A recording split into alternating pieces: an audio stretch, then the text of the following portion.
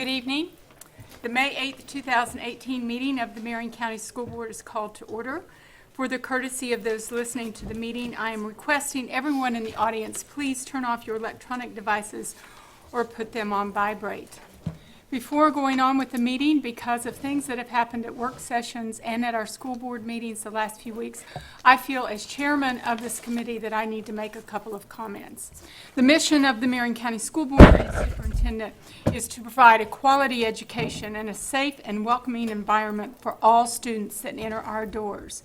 The school board's role is to provide sound policy and be fiscally resourceful and responsible.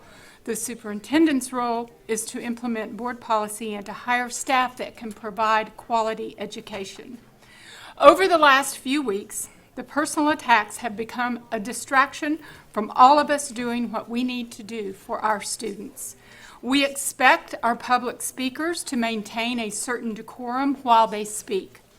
I am asking the board members and the superintendent to also follow that decorum. Constructive debate is acceptable and helps us make good decisions. However, the personal attacks and the threats of lawsuits need to stop. I am hopeful that words will be chosen wisely by all that sit in these seats, and we can focus on educating our students. Thank you. Later in the meeting, up to 30 minutes will be provided for individuals to address the board on matters concerning the operation of the Marion County school system or the school board only. Presentations to the board are limited to 5 minutes and are televised. If you wish to address the board regarding a regular agenda item or matters on which the board customarily takes action, you must first complete a peach form located on the table in the hallway. If you wish to address the board regarding a public hearing or a student discipline matter, please complete a lime green form. These forms must be fully completed and received by the board secretary no later than 5:40 p.m. The procedures applicable for each are on a separate sheet. Madam Secretary, please call roll. Mrs. Kelly King, District 5. Here. Mrs. Nancy Stacy, District 1. Here. Mr. Bobby James, District 3. Here. Ms. Angie Boyton, District 4. Here. Ms. Beth McCall, District 2. Here. Dr. Heidi Mayer, Superintendent. Here. Mr. Paul Gibbs, School Board Attorney. Here. We're having audio issues. I apologize. For us, you can continue. But Ms. Christine Strickler, a 612 math program specialist, please introduce the students who will be providing the inspiration and leading us in the pledge this evening. Good evening. Good evening, Madam Chair, board members, Superintendent Mayer. Tonight I have the privilege to introduce two scholars from Westport High School. Gianfranco Cortez Arroyo, who will represent Marion County Schools at the International Science and Engineering Fair in Pittsburgh, Pennsylvania next week, will share the inspiration. He will be followed by Kranti Ramala, who is one of Marion County Public Schools' Sunshine State Scholars that will represent us at the state recognition and competition next week in Orlando, will then lead us in the Pledge of Allegiance.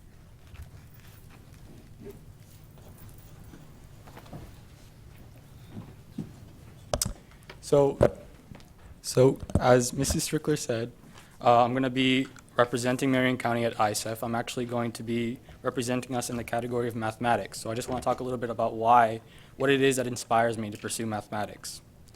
So I'd like to share a story that I find rather interesting. It's about a German boy who did math in a unique and creative manner by using surprisingly simple principles. The boy's name was Karl Gauss. One day, the math teacher asked his students to add up all the numbers starting at 1 and ending at 100.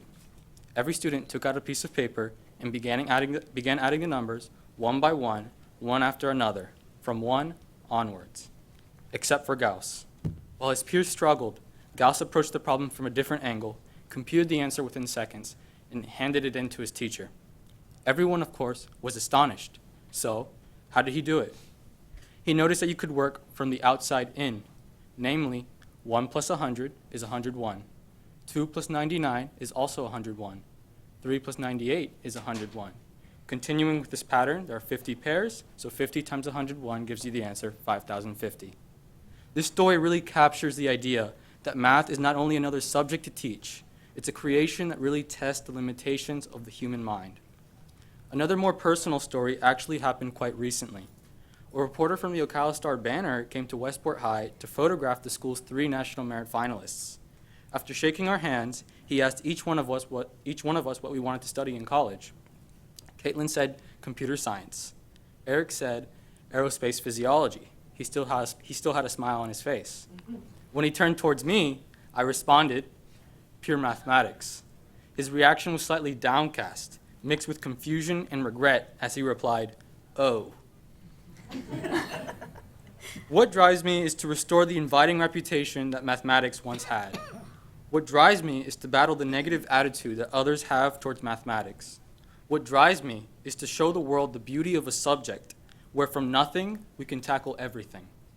Celebrated mathematician Kurt Gödel summarizes this as, either mathematics is too big for the human mind, or the human mind is more than a machine. Thank you. That was awesome.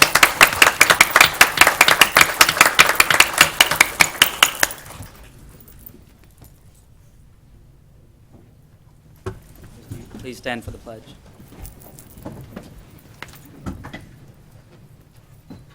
I pledge allegiance to the flag of the United States of America and to the republic for which it stands, one nation, under God, indivisible, with liberty and justice for all. You may be seated.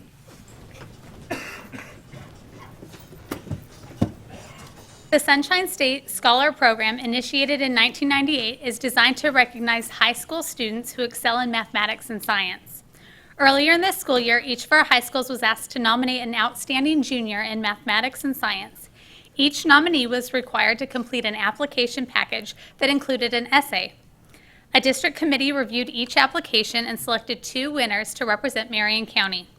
The selection process involved judging the nominees on their academic achievement in mathematics and science, also their advanced coursework, community service, participation in STEM competitions, and their thoughtful response to the essay. Selecting 2 winners was extremely difficult due to the outstanding quality of these nominees. On May 17th and 18th, 2018, Marion County's top 2 winners will join other district scholars from across the state as they engage in academic competition and are recognized for their outstanding achievements at a Florida Department of Education-sponsored recognition event in Orlando. We will now recognize the Sunshine State School candidates that were selected by their campuses. We have Brittany Forbes from Bellevue High School, who was unable to be with us this evening. Vanessa Ortiz from Denellen High School. Caden Danley from Forest High School. Liz Davies Maestra Echeverria from Lake Weir High School, who is also unable to be with us this evening. Then we have the 2 scholars that will continue on to represent Marion County Public Schools at the state competition are Anna Barkhausen from Vanguard High School and Kranti Rumala from Westport High School. We are proud of each of these students and all they have accomplished. You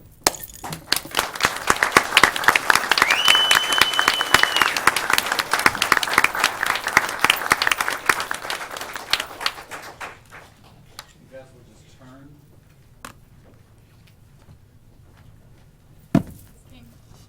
Congratulations. So glad to just be in your presence. So proud of you. Thank you. Guys, every time I see a group such as yourself, only thing I can say is you're a step above the rest of us in this room. And I just want I want to say to you, congratulations, and keep up the good work. I'm just so proud of you all, okay? Congratulations. We look for more great things to come from you. Thank you so much for being here. Congratulations. And thank you, parents and families. Yes, where are the moms and dads? Are they in here? Hi, everybody, moms and dads, stand up. So we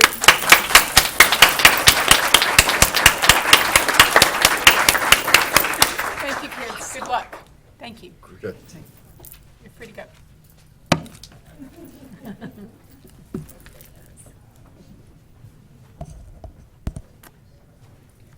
I'd now like to recognize Sergeant Mike Spicer and Captain Alicia Walker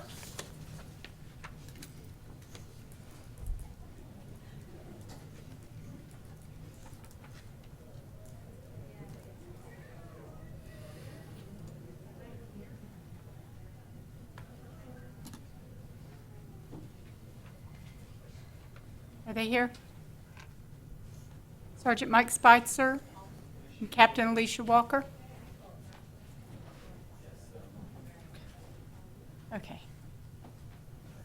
Thank you. Good evening. How's everybody tonight? Great, thank you. I would like to speak to you about, everybody knows what happened. I'd like to, on the 20th of April, obviously, forever changed Marion County, but I would like to recognize the principal at Forest High School, Mr. Brent Carson. I'd like for him to come in here. He's in the back. Here he comes.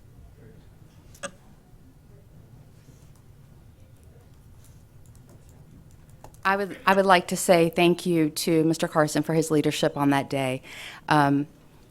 Everybody at the school did a wonderful job. It was very overwhelming. Law enforcement response, teacher response, everybody did an excellent job. But, you know, you lead by example, and Mr. Carson did an excellent job. And I just wanted to formally recognize him here. He did not know I was going to do that, as you can tell by the look on his face. But I would like for you to know an awesome job that he did that day at Forest High School. Thank you. Thank you.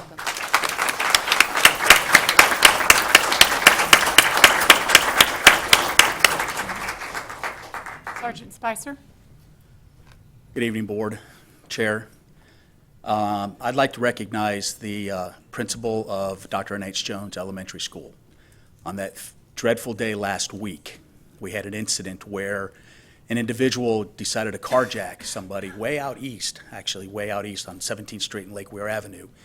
And we ended up jumping the car up on North Magnolia, and the chase was on. We initiated a pursuit with a very heinous individual who stole the car with violence and force, and ultimately ended up driving through the chain link fence at Dr. N.H. Jones and into the media center, the library. Now, I have a personal touch with Dr. N.H. Jones. My own daughter goes there. And I want to recognize the principal, Mrs. Houle, on having the fortitude of, she knows what's going on in that school. She knows the safety of her children that are there at that school. She told me when I showed up at the incident that, she says, Sergeant Spicer, I heard the sirens. We were doing an interview. They started getting closer and closer and closer. So I immediately put the school down in yellow. And the kids were outside, the after-school kids. And without that, I can't imagine what would happen. So I want to take this opportunity to recognize the principal, Mrs. Houle.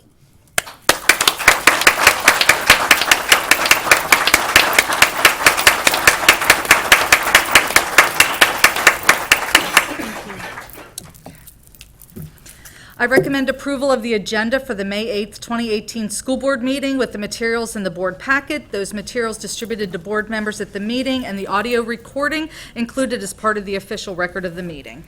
May I have a motion on the superintendent's recommendation? Moved by Ms. Boynton. Second. Seconded by Ms. King. All those in favor, please vote aye. Aye. Opposed?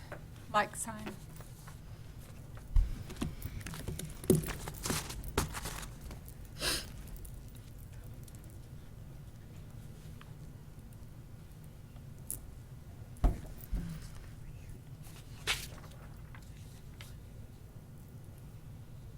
Could you repeat the second, and who made the motion and second, please? Ms. Boynton made the motion. Ms. King made the second.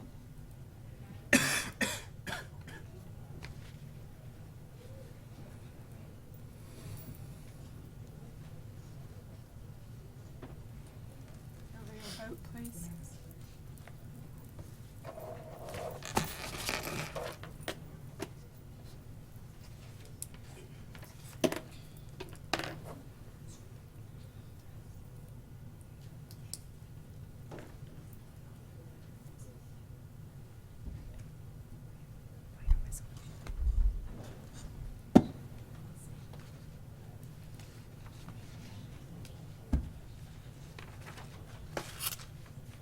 Motion passed 5-0.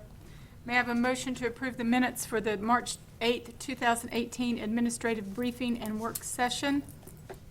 Moved by Ms. Boynton, Second.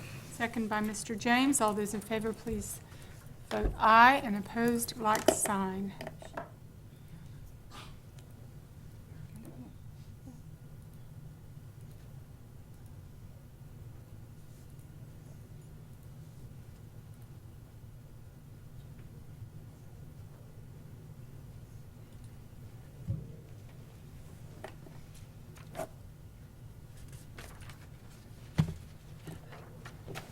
Thanks.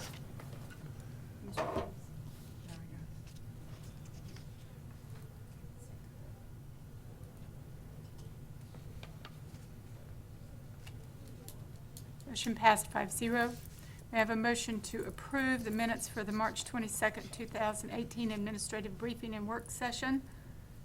Moved. Moved by Ms. King, Second. second by Mr. James. All those in favor, please vote aye. Aye. Opposed, like sign.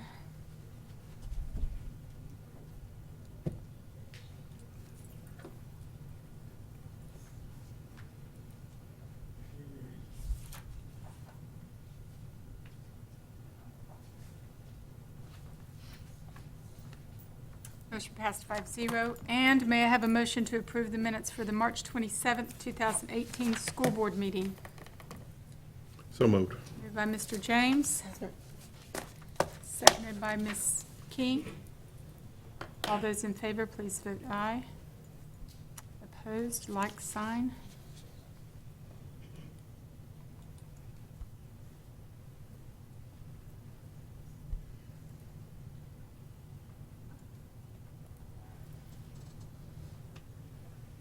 Motion passed 5-0. Ms. Suzanne McGuire, Director of Family, School, and Community Engagement, would like to recognize outstanding volunteers for the 2017-2018 school year. Thank you, Madam Chair, board members, Dr. Mayor, Ms. Lopez, Mr. Gibbs. You know, we heard tonight we have some outstanding students and we have some fabulous administrators and, of course, teachers, but all of our schools also rely on some wonderful and people who give their time and their talent in the form of volunteers. Some work in the classroom, some work in the media centers, some are helping students with reading.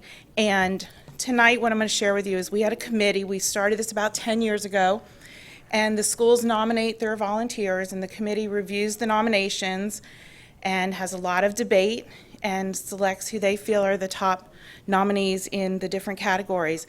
So as I call up the volunteer and also the principal of the school, they're going to share a little bit about their outstanding volunteer. So at first, I'd like to, from Hillcrest, recognize Gerald Jones, who's being honored as the Classroom Youth Volunteer of the Ward, and Miss Manresa, the principal of Hillcrest. Thank you. There you go. Thank you. This is where I embarrass you. Board members, Madam Chair, Superintendent, it is such a pleasure to acknowledge a youth with such character and such dedication to helping others. First, I want to say to his parents, what a beautiful job you've done in raising this young man. He is such a pleasure and a joy to have on our campus. I want to share a couple of the statements that the teachers that worked specifically with Jerry.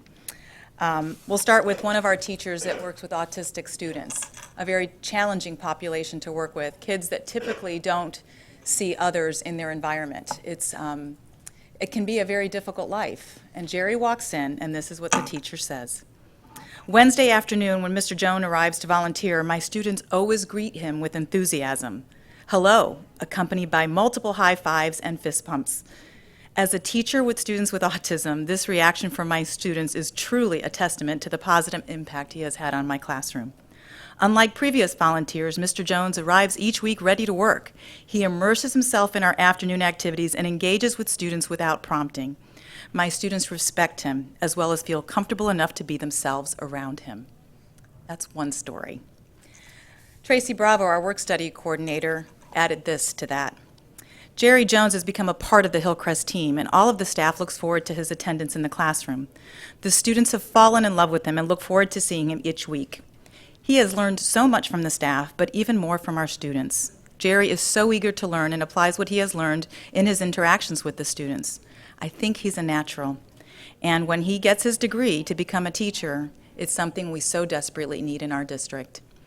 He is such a responsible young man, especially for his age. He always lets us know ahead of time if he will not be in for any reason. In fact, a few months ago, Jerry had to have minor surgery, giving us advance notice that he would be out. On their way home, he insisted that his mom stop by and tell us he was not going to be able to come in. His mom reminded him, "Jerry, you already did that," but he was adamant. He had to stop by and let us know. So Jerry, I also have this. He was in the Ocala magazine, and as an athlete of the month. So not only does he give his time, he has an excellent GPA, and he's also been featured as the athlete of the month.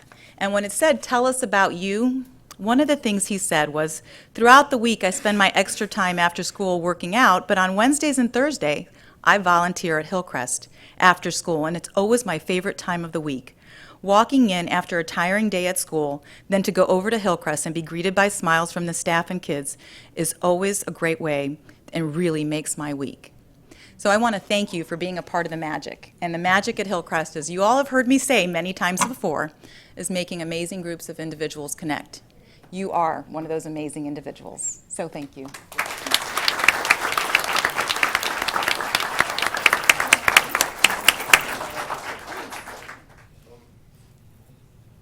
To be honest, I didn't even really know this was an award until about 2 weeks ago when they brought me in and told me, and it was kind of shocking because I didn't know I did that much, or I knew I was kind of a part of the environment there, but I didn't know I was that big of a member there, and it really means a lot. So, thank you.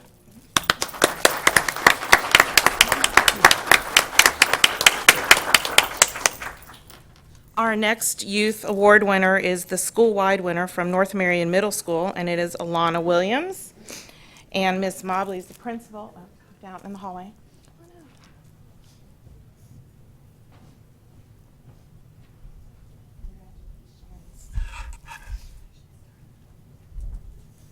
Good evening. Actually, this is not my student.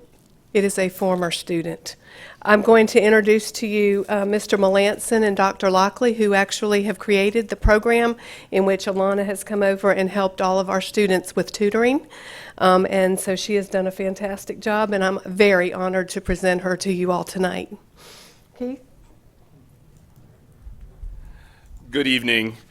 About 13 years ago, Dr. Lockley and I ended up starting the peer study program at North Marion Middle School. And the whole purpose of that program was to allow our students to work with one another, to work on their projects after school, study for quizzes and tests, and assist each other in the Cambridge program.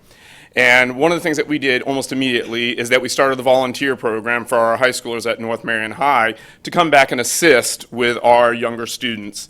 And it has been a great success. Over the past 13 years, we have had over 100 North Marion High School students come back to our school and spend at least an hour to an hour and a half every Wednesday to help and assist our students in becoming the next kind of generation that is going to accomplish great things, not only at the high school, but in college and beyond. During that particular time, Alana has been one of those students, and she is there faithfully every single Wednesday and assists not only our 6th and 7th graders, but also our 8th graders in all core subject areas from algebra and geometry all the way to U.S. history and world civilizations. So I cannot say how proud I am of her and all of the things that she has accomplished and all the things that she will continue to accomplish from here and beyond. Congratulations.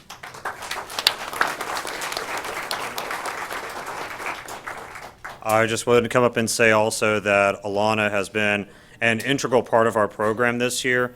Again, we have a number of students who come back, and she has distinguished herself by working with 6th, 7th, and 8th grade students in math, science, history, and language arts to help make sure that they are successful, and we are extremely proud of our students who come and give back to the North Marion Cambridge program.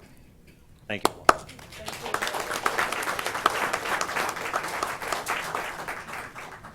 Next, I'd like to ask Mr. Wayne Livingston from Evergreen Elementary to step forward. We are recognizing Willie Mae Peoples as the Classroom Adult Volunteer of the Year. Unfortunately, Mrs. Peoples passed away recently and is not able to join us, but Mr. Livingston is here to share why she was so special to his campus.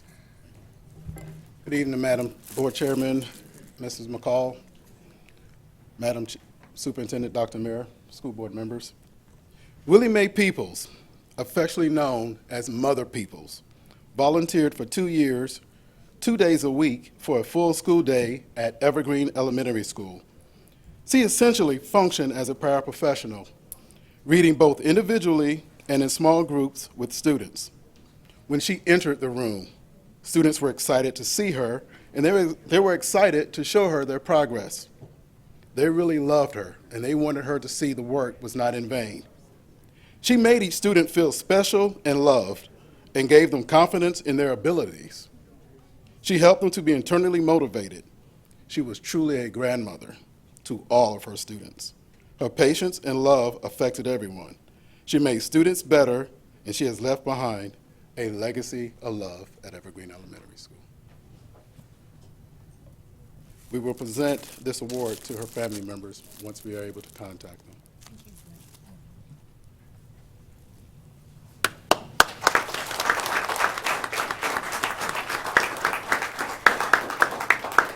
Our school-wide Adult Volunteer of the Year is Ryan Mulkey from South Ocala, and coming forward is Miss Calloway.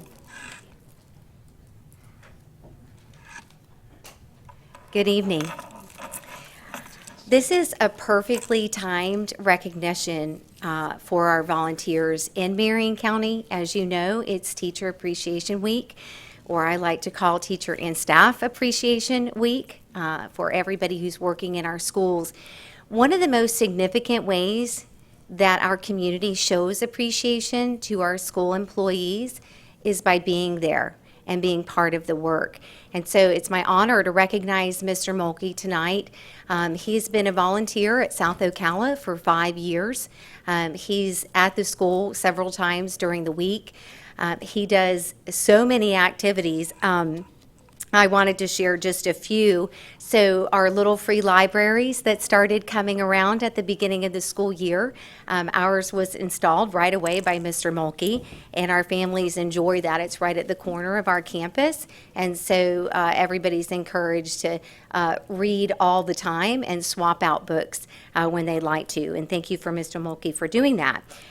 He creates a sense of pride at the school. Any little repairs or extra honey-do things, he is always in the media center working with Miss Fant, our media specialist, and taking care of whatever her needs are, shelving books, repairing cushions on some of our seats because our students are in there wearing them out. So we appreciate those projects. Mr. Mulkey works our fall and spring scholastic book fairs.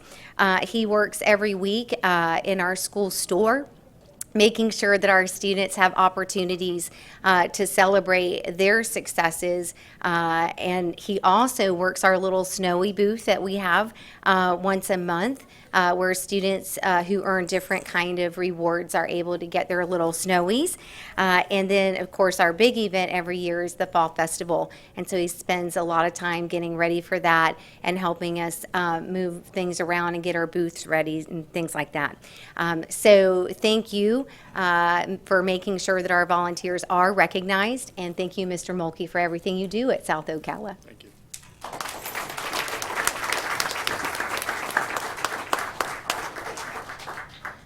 Now, the committee quite couldn't decide because there were so many fabulous nominations for school-wide adult.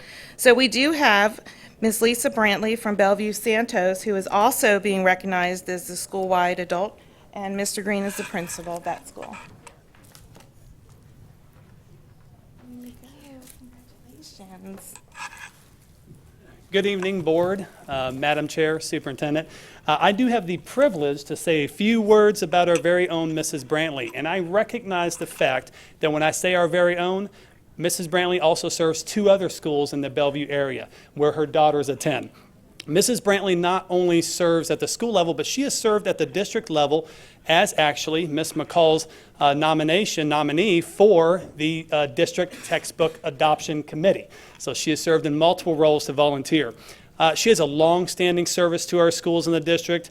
She also, within the classroom setting, and we have the teacher here this evening, Miss Miller, one of the teachers that she serves, but it's not only at the classroom level that she serves, she is at our cookouts for our honor roll students of the quarter. She is running our cookouts for our learners of the month. She's running our PBS store. She serves as the chair of our school advisory council. She also was Jump Rope for Heart, out there jumping with the kids, and many, many, many more things that she's done for our school. She is a key stakeholder in our school community, and I am very thankful for all that she has done over the course of many years, all that she currently does, and all that I know she will do in the future. Thank you, Mrs. Brantley.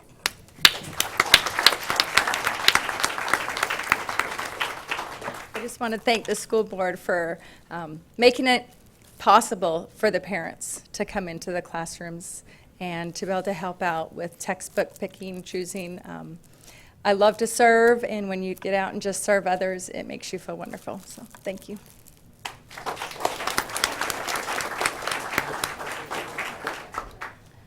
Our next volunteer is from Sunrise, and it is John Katupka, and I know I'm not pronouncing that correctly, I apologize, and Dr. Anna DeWeese, the principal. She's in the hallway.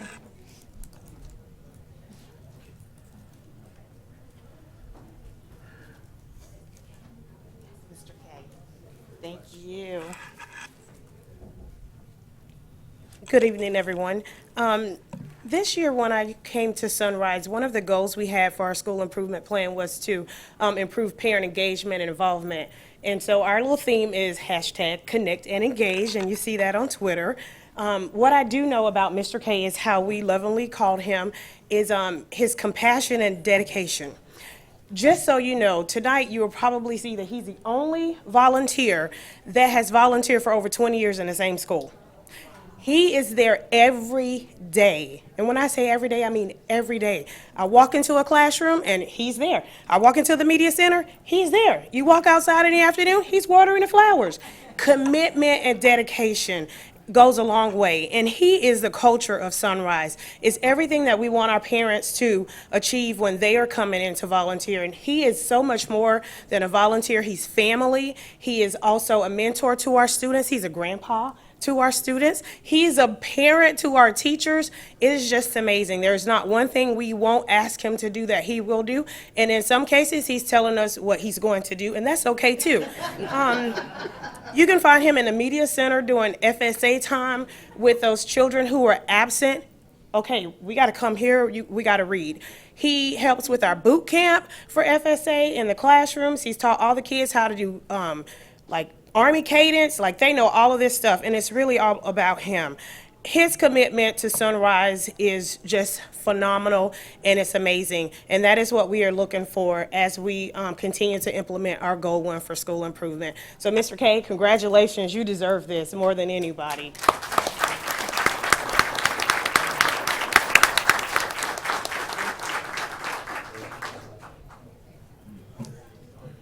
Now from Vanguard, our school-wide senior is Mr. Bob Murphy, and Mr. Sanford is the principal.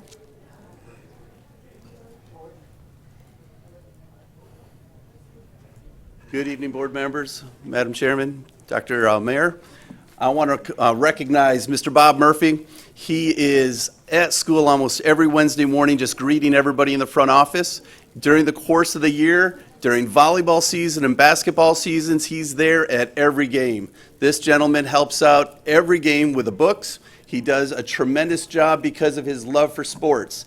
Not only does he help with the books, he helps with the Kingdom of the Sun. He was there from the first game all the way to the last game, and the hours that he puts in are not only because of his love for the sports, but also because he mentors the students. He really takes a keen interest in every one of the athletes, males, females, helps them out, gives them guided advice, and truly helps them in that manner. But he's not just an athletic fan, but he loves Key Club. So not only does he oversee a lot of what the Vanguard Key Club does, but he also helps out with the Bellevue and Westport Key Clubs and have been a founding member of both of those. And so he's not just spending a lot of time at Vanguard, but he's helping out at many other schools. And he's just an icon for me. He has the history of Vanguard in his mind. He's a valuable resource to the community based on what goes on at Vanguard. And so I just want to make sure we can recognize him and the job he does for us. Mr. Murphy.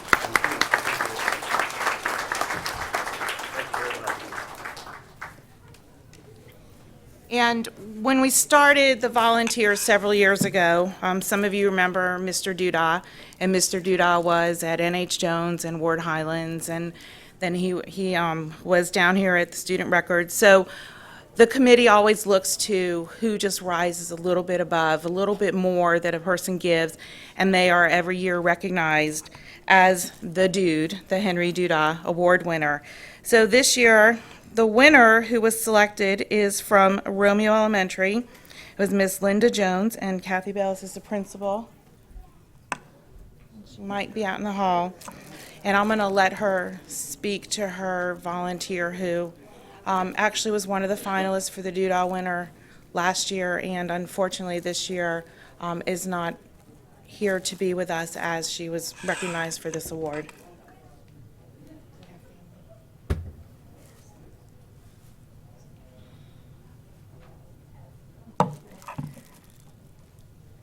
Hi, I'm here to talk about probably one of the most, it's going to be hard for me to, okay, amazing people I know.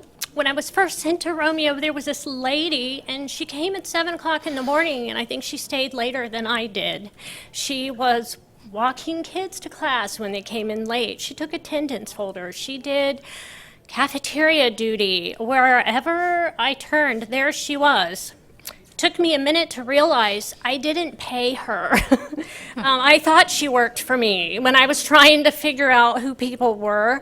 And then I realized I was very lucky to be blessed with her presence as an amazing volunteer, our PTO president.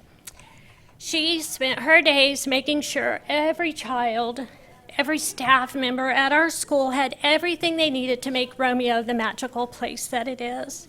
She ran the PBIS store. She shopped relentlessly for this store. For Santa's Secret Shop, a child could walk in there with $1 and walk out with 10 gifts because they had 10 family members. No kid was going to go without. She made sure they had everything they needed. She came up with the idea to host a Valentine's Day dance with a real DJ, and we continue that tradition today. She has cooked countless meals for our families, for after-school events. Every early release day, she fed our staff. She was mad at me this year whenever I let the cafeteria actually cook a meal for our families. She signed me up to risk my life by having a BMX bicycle jump over my head just for the kids' entertainment. I gave her her own room. I assigned her a radio. About every other call that comes into Romeo was for Miss Linda. She is so amazing, and she gives us that true vision of a volunteer, of the servant. From someone who had so very little, she gave everything she had. So she is truly deserving of this gift bestowed on her tonight. She lost her battle with cancer this year. She was arguing with her oncologist, was this going to affect her volunteering at our school? And she was literally working at our school a week before she died. She has now joined a host of angels in heaven. And I suppose she's taking care of everybody in heaven, and she's probably already had her first fundraiser. So on her behalf, we have her daughters here, Lori and Katie, accepting this award. I want them to know they have some big footsteps to follow in. She is truly an amazing woman. She made us all want to be better people. So this is a great award for an awesome lady.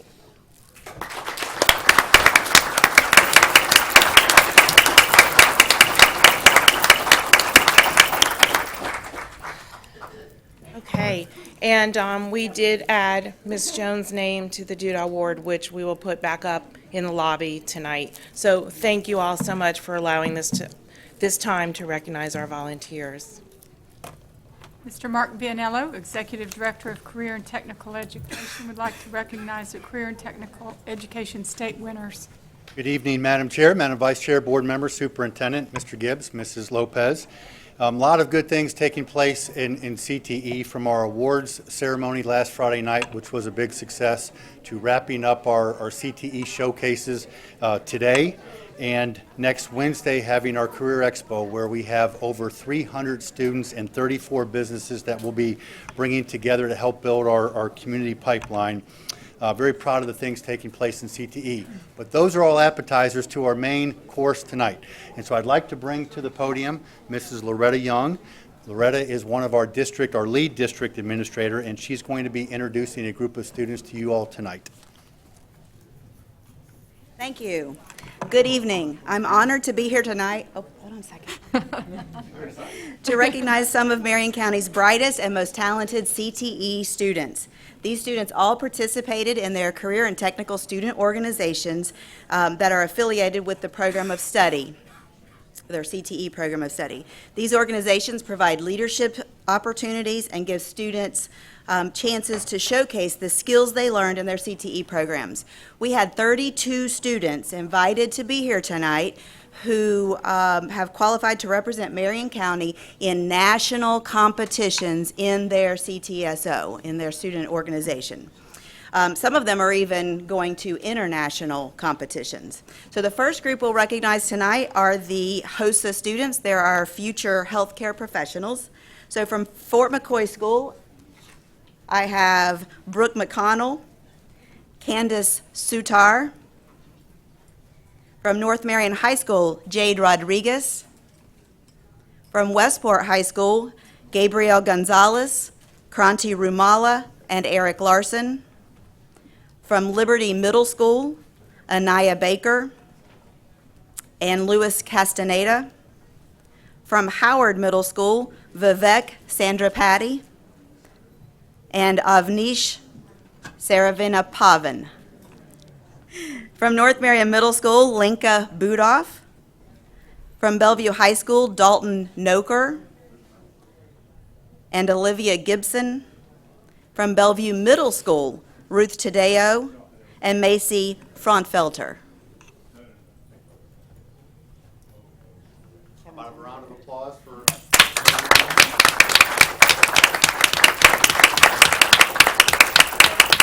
We're going to let them file out and bring in the next group since there are so many of them. So if you guys want to. Congratulations to all of you. Let me have that. Look at it.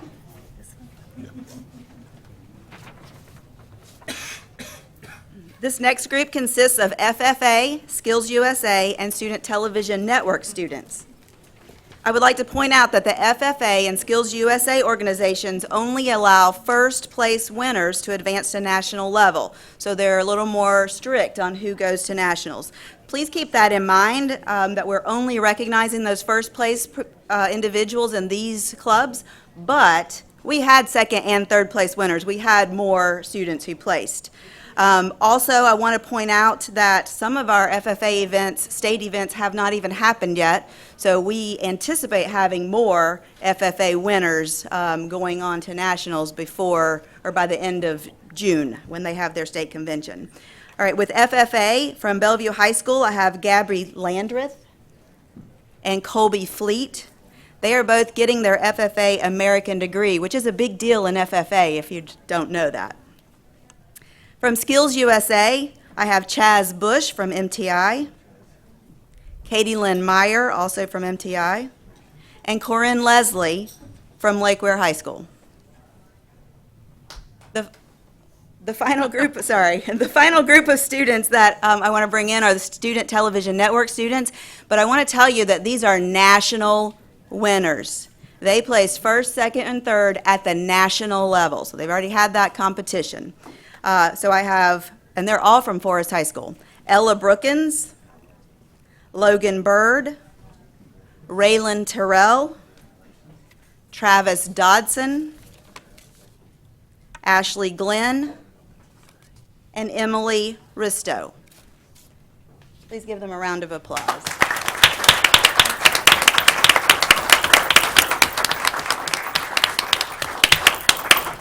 We're very proud of all of their accomplishments. We appreciate you allowing us to have this recognition tonight. Thank you. Congratulations to all of you. Congrats, kids. Proud of you. Keep it up, Okay. keep it up. Ms. Lindsay Barber, Specialist 612 Social Studies, and Mr. Troy Sanford, Principal at Vanguard High School, would like to recognize the first place winner in the Nova Southeastern University Holocaust Reflection Essay Contest.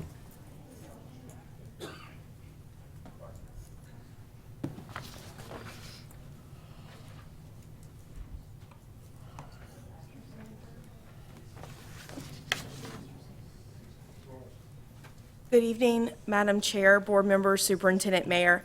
At this time, we would like to recognize Kyra Oredu's winning entry in the Nova Southeastern University Holocaust Reflection Essay Contest. With us this evening is Mr. Troy Sanford, Principal of Vanguard High School, who will introduce our guests. Thank you. Thank you, Lindsay. It's great to be back.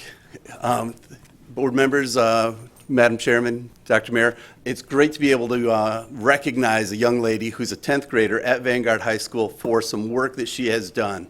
And in order to share a little bit more about the scholarship, I've asked Ms. Debbie Lippard to share a little bit more. She's our college and career representative at Vanguard High, and I'd like Ms. Lippard to share the information about the scholarship that has been received. Good evening.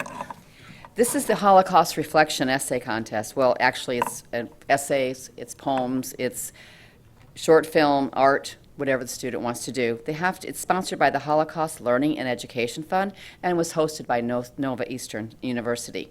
The students have to select a quotation or a survivor story that inspired them and write about it, or a poem. And Kyra chose to write an essay. She's a 10th grader. She won state championship, $1,000. But not only did she win $1,000, I get a phone call saying, oh, great, your student won $1,000. Oh, you get $500. Oh, your school gets $500 also. First time I've ever won money from a scholarship. But it's wonderful. She's a 10th grader. She went across the whole state of Florida. And and she's also won the Optimist Club, too. So I can't wait till she's a senior. But here's Kyra.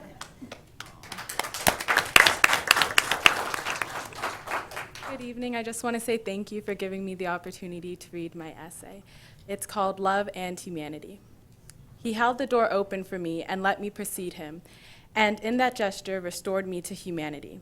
These are the words of Gerda Wiseman Klein as she recalls how Lieutenant Kurt Klein, her future husband, liberated her from a concentration camp. As I scrolled through testimony after testimony, having the gravity of the Holocaust's hardships and horrors bear down upon me, this testimony spoke to me like no other. The weight it carried was inescapable, replaying over and over in my mind. It amazed me how something as simple as opening a door could mean so much. How could it be that after all that suffering and pain, all it took was a simple act of kindness to start putting the broken pieces back together? This testimony showed me that the love we have for each other is one of the most powerful forces in this world. When I think of the Holocaust, it makes me wonder why. Why did millions of Jews have to be tortured? Why did a people have to lose so much?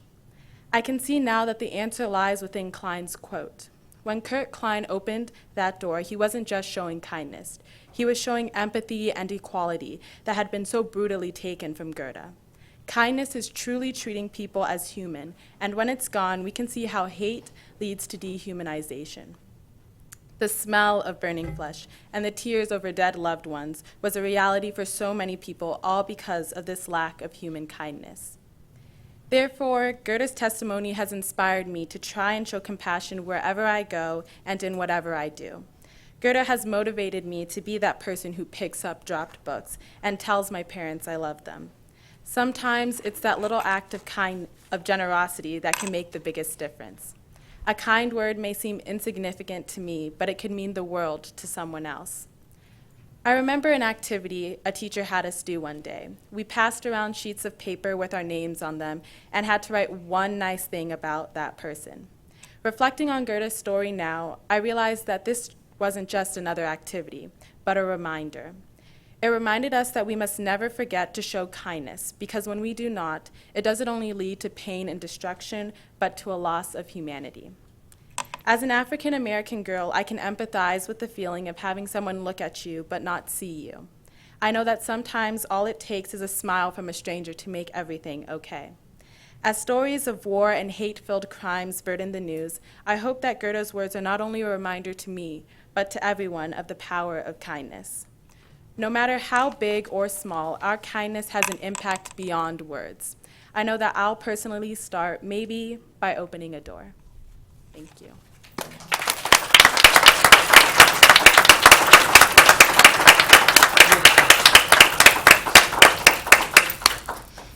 Thank you for those beautiful words. Thank you.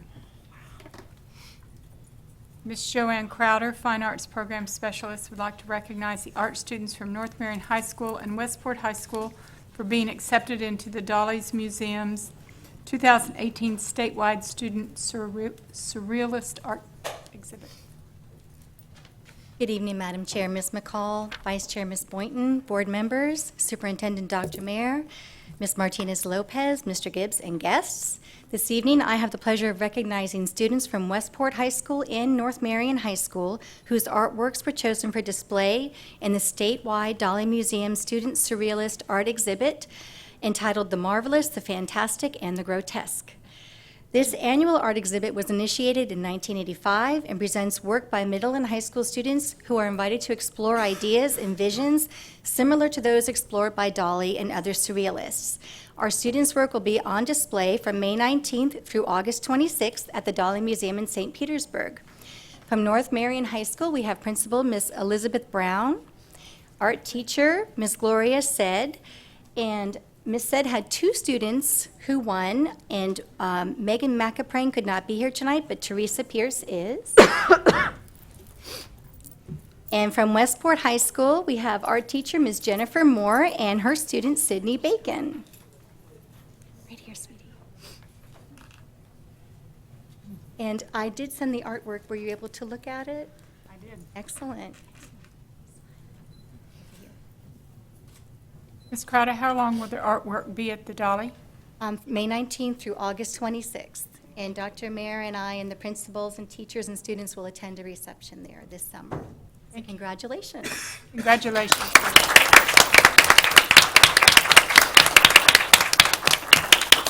Congratulations. Thank you. May I have a motion to adopt the proclamation acknowledging May 17th, 2018 as the 64th anniversary of Brown versus Board of Education and celebrate this landmark decision, as well as continue to help advance the causes of equality and opportunity for all? So moved. Moved by Mr. James, seconded by Ms. Boynton. All those in favor? Please vote aye. Aye. Opposed, a like sign.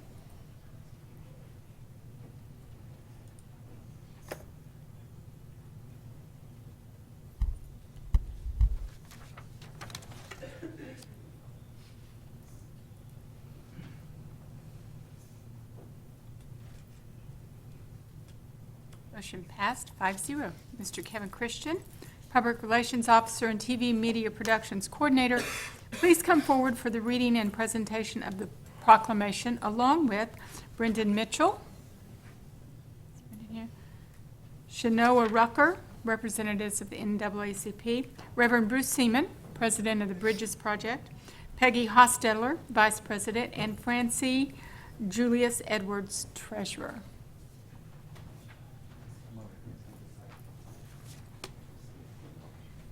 This proclamation reads, 64th anniversary of Brown versus Board of Education. Whereas May 17, 1954 marked a turning point in America's journey to a more perfect union. On that day, thanks to the unending efforts of 13 plaintiffs on behalf of 20 children, the Supreme Court handed down a unanimous decision in Brown versus Board of Education, outlawing racial segregation in our nation's schools. Whereas Brown versus Board of Education shifted the legal and moral compass of our nation, declaring education, quote, must be made available to all on equal terms, end quote, and demanded America's promise include everyone.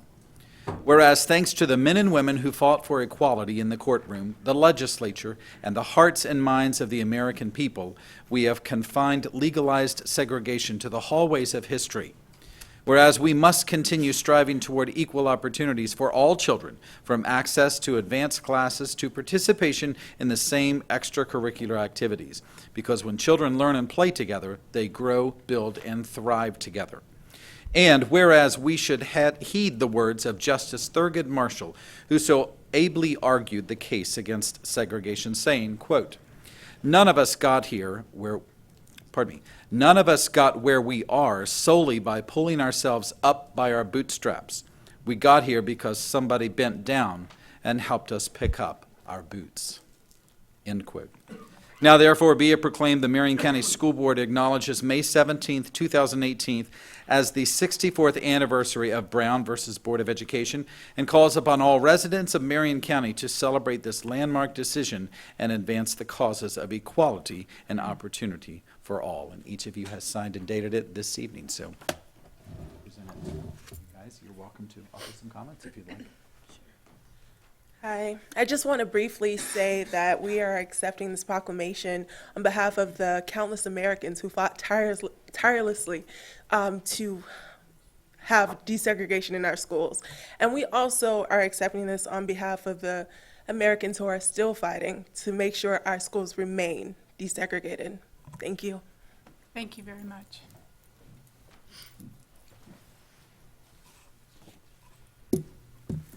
Bridges Project is honored to share in receiving this proclamation with our friends from the NAACP. This is commemorating Brown versus Board of Education's Supreme Court decision in 1954.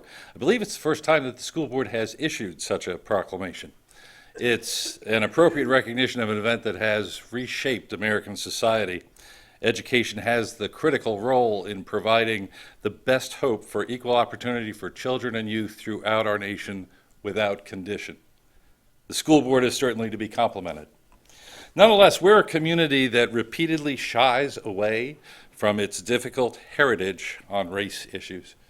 Bridges Project will highlight this blind spot when our own local experience on racial issues gets excluded from our historical accounts, because it needs to be commemorated too.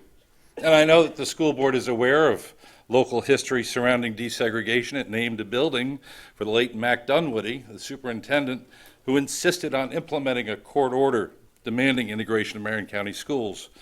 Mr. Dunwoody, Dr. Ed Anderson, and others who approved of integration promptly lost their seats, their positions, their careers in the next election. The school board knows that integration here was finally fulfilled 20 years after the Brown versus Board of Education decision. And it went smoothly thanks to the effectiveness of the leadership and the administration at that time, but it did not come easily. I was reminded that others sacrificed on related issues, like lifelong activist Ed Davis, who argued for pay equity between black and white teachers in the 1940s, who ended up losing his position with the school district as a result. And yet the proclamation addresses none of our local history, perhaps because it isn't always pretty. And this is not unique to the school board, but it seems to be the pattern with Marion County officialdom in general. We need to do better in this regard so that the whole record is proclaimed, for that's what justice demands. As we move forward, we can bridge this oversight as we consider together other issues that will continue to advance diversity, mutuality, and community. We're very encouraged by the school board's leadership in commemorating this landmark decision. Together, we recognize the promise in every student that can be realized when a quality education is provided for all. We look forward to our continued work together. Thank you. Thank you all. I'd like to say something. Ms. Stacy? I would like to thank you for coming forward and share that my mother's brother also lost his school board seat in Palm Beach County about the same time Mr. Dunwoody did here, for the very same reason. So, thank you. Mr. James, did you have something? No? Okay. Thank you all very much. Dr. Mayer, you have a turnaround school update for us. Yes, Ms. Beck and her team will come up and fill us all in on the value-added model. All right, good evening. Madam Chair, Vice Chair, Board Members, Superintendent Mayor, Ms. Martinez Lopez, Ms. Flockheader, and Mr. Gibbs. This evening we are discussing the value-added model, and I am joined this evening by Ms. Kendra Hamby, Director of Turnaround Schools and Early Learning, and Dr. Marilyn Underwood from our Human Resources Department. Our objectives this evening are to go back and to provide a history of the value-added model. Also contained with that will be some explanations and clarification, and then with all of our presentations, then connecting that back to our turnaround schools and what it means specifically for our turnaround schools. At this time, I'd like to turn the presentation over to Dr. Underwood. Good evening, and thank you for allowing me to come back and once again talk about everyone's favorite topic, VAM. If you recall, I was here in August, and we went through a rather lengthy presentation of VAM and the different parts to VAM, and some of what I'm going to tell you tonight is a reminder or a repetition. But other pieces are critical to understand as they relate to our turnaround schools. So, do you remember this? That is the very simple formula for VAM. And as a matter of fact, it is DOE's more simplified general formula. So in order to clarify it, I went to DOE's clarification, which I have put on the bottom of this slide. And unfortunately, it doesn't help to clarify it at all. VAM was complicated and convoluted from its inception, and it remains so. So I think that we need to understand that as we move forward. A little bit about VAM history. It is a state model. We have used the term VAM to talk about all the calculations relating to student achievement, and that is not the case. VAM belongs to the state of Florida. It is the value-added model. It is proprietary. They own that. Anything we calculate is not VAM. It is a local calculation of an achievement model. VAM was developed in 2009, and it was modeled after the original model in Tennessee. That's where the value-added discussions started. It is an attempt to quantify the teacher's impact on student achievement. And it originated in Senate Bill 736, which is now the Student Achievement Act. It was part of the compliance with the Race to the Top grant that came out in 2009, and Marion County has used the state VAM as required since 2009. So which teachers have a VAM score? Well, it's important to note that well, how come that's not there?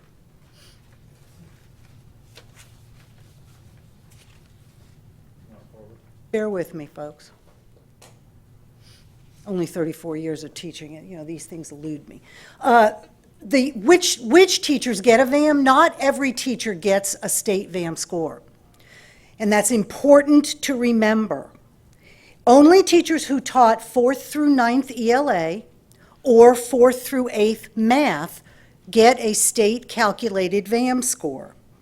That's approximately 40% of our teachers across the district. The teacher is given a VAM score, not the students. While the student's performance is calculated in order to achieve that VAM score, the teacher earns a VAM. The students do not. It is also a 3-year score. The state goes back and pulls 3 years of data for a teacher if they have been employed for 3 years in a state-tested area, and that is a 3-year aggregate average. So if a teacher has taught in a VAM calculated grade or content for any of those 3 years, they have a VAM score.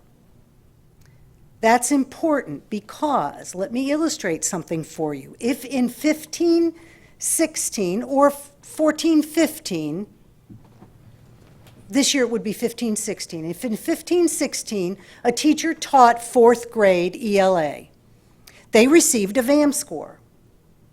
They since moved to kindergarten, and they've been there for 2 years. That teacher still has a state-calculated VAM score, and it stays with that teacher for 3 years until that first year drops off, or whichever year that teacher has where they've earned that VAM score. And that is important to us, because many of our teachers were teaching a VAM score or a VAM content and grade, but they are no longer. Yet that VAM score follows them until that year drops off. So which students count? I told you the teacher earned a VAM that is based on student scores. So which students count for that teacher? Only students with a previous FSA score count for the teacher. That is the paramount criteria for a student to count for a VAM score. They must have a previous FSA score. And only students in grades 4 through 9 ELA or 4 through 8th math.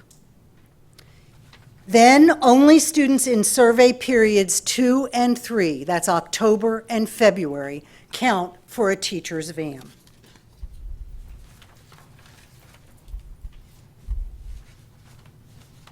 So how do those students calculate for that VAM? The calculation is based on variables for each student. And I told you paramount to those variables is a prior FSA score. But there are others. Among them are attendance, ELL status, ESE status, retention, mobility, and there are several others. But each student has an individual set of variables that count for them, and they are plugged into the formula for each individual student.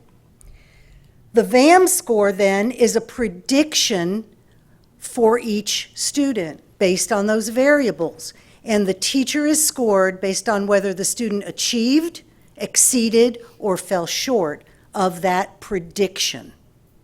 So the variables form a prediction. The VAM is built on whether the student exceeded, met, or fell short of that prediction. And each student has his or her own calculation, and those are then put together for the teacher's VAM. Again, the scores are reported in a 3-year, if available, if the teacher has been with us for 3 years, in a 3-year aggregate average. Something that is important for us to remember is that VAM is not a proficiency model. So what do I mean by that? Well, it is a big misconception among our teachers that if they teach in a high-achieving school, they will receive a better VAM score versus teaching in a school with low-performing students or a class with low-performing students. They feel that they would have a lower VAM score. And that is not the case, because this is based on prediction. So a student, based on their variables, may have a prediction that is still a level 1 or 2 prediction, non-proficient. But a teacher could have a highly effective VAM because that teacher has helped the student exceed the predicted score, even though the score was a low predicted score. It was not proficient. VAM is not based on proficiency. Conversely, a teacher could be teaching in a school where he or she has a class of level 4 and 5 students. The prediction, if it's based on a previous score, is going to go to that score and look for a higher score. So that teacher needs to bring those students, levels 4 and 5, higher. So the teacher teaching in a school that has high-performing students could very easily have a needs improvement VAM because students failed to achieve the predicted score. And that really is something very important to consider, especially for our turnaround schools. VAM remains an important piece to retaining and hiring teachers in our turnaround schools. At this time, I'd like to turn this over to Kendra Hamby.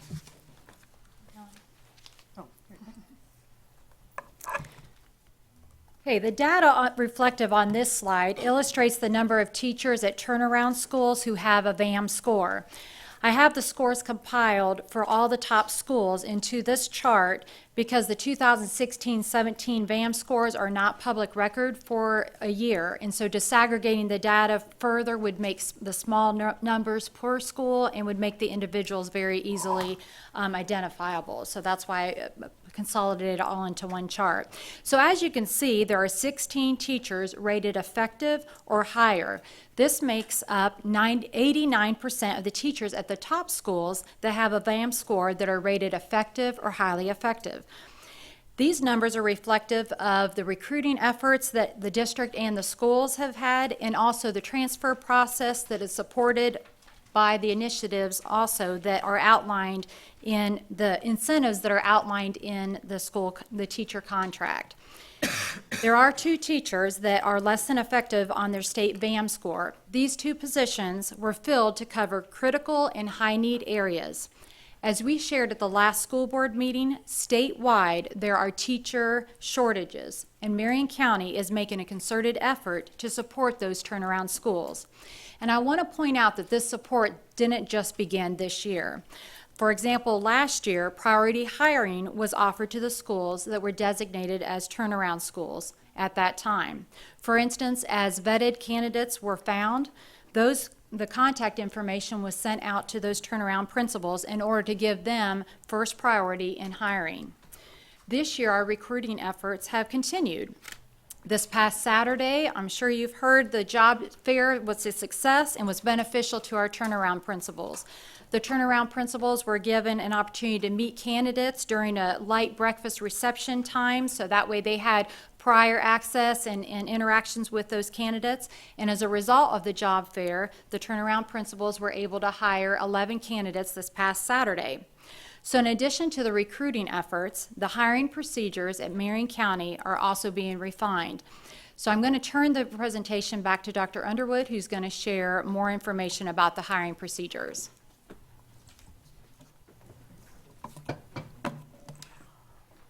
All right, we have already been doing a great deal, as Kendra indicated, to assist the hiring of qualified, eligible teachers for our turnaround schools.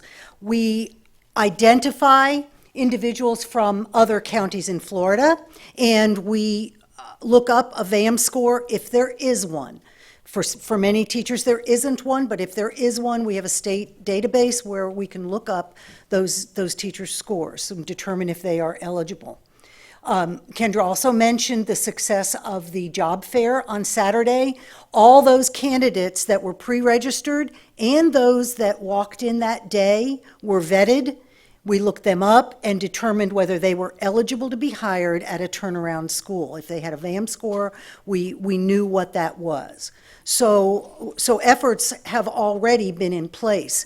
Moving forward, we have instituted a written verification and approval to hire form for our turnaround schools where prior to recommending for hire, the administrator will ascertain whether that individual has a state VAM somewhere in a county in Florida, and if so, what that is, and are they eligible for hire at that school. And then finally, we will, beginning with the 17-18 school year, we will be entering the state VAM scores into Skyward so that we have a better way to pull those and get those together for different purposes. And of course, that is a restricted file because the VAM scores are not public record for one full year after the year for which VAM was calculated, as per statute. So we work very closely with Ms. Beck and Ms. Hamby all along the way, and our administrators to ensure that we have qualified individuals that are eligible to be hired at these schools. So I would open this at this point to questions, if you have any, for any of us. Do you have any questions? I think we've gone over it quite well at at the board work sessions and stuff, and I fully understand it. I'm thrilled about the job fair. I'm really thrilled that we were able to hire 11 for our turnaround schools. So, I agree, and I would also say that I believe our principals at those turnaround schools came ready to hire excellent applicants. They came with their team ready to interview. And on the flip side, I think our applicants were ready to be hired. And so it was very beneficial on both sides. But know that the work still will continue this summer to ensure that we have good applicants going to those turnaround schools and that they're being hired at those turnaround schools. excellent. Anything? Everybody good? Okay, thank you. Okay, and as to conclude, just to let you know that next time we come, we're right in the middle of our local assessments, including iReady and some other data. So that will be the focus of our presentation for our next meeting. We'll be bringing you up to speed on our current academic data. Okay? Thank you. That'd be good to hear. We're moving, Mr. James. I will now ask the school board's attorney to explain the rules governing persons who wish to address the school board tonight. Good evening. In compliance with Section 286.0114 of Florida statutes, the school board has adopted uniform procedures for public speakers who wish to speak at tonight's meeting, either regarding one of tonight's agenda items or a matter relating to the operations of the school district. These procedures will ensure the public has reasonable opportunity to be heard on school board and school district matters. A written summary of these procedures is available from the table in the hallway. Public speaker forms are also located on the same table. The completed forms were due to the school board secretary no later than 5:40 p.m. Tonight's speakers will be called prior to the business portion of the school board's meeting in the order of receipt by the school board secretary. Before you begin speaking, please state your full name and address for the record and spell your last name. Each speaker will have 5 minutes of time. However, if there are more than 5 persons who wish to speak, the board may seek consensus to limit each speaker's time to 3 minutes. When the speaker has 1 minute remaining, the speaker will receive a visual notice to complete his or her comments. Speakers may not yield their time to other people. Speakers and meeting attendees are expected to conduct themselves in a respectful manner. Therefore, verbal attacks and profanity are strictly prohibited. If there are matters dealing with student discipline, including expulsions, they will be scheduled at the conclusion of the televised portion of this meeting. Parents may address the board regarding a discipline matter at that time. To ensure student privacy, only a parent or guardian may use a student's first or last name. Identifying references to or identification of other students and/or their families are also strictly prohibited. Thank you for your attention to the board's requirements. Yes, we do. Robert Fawn King.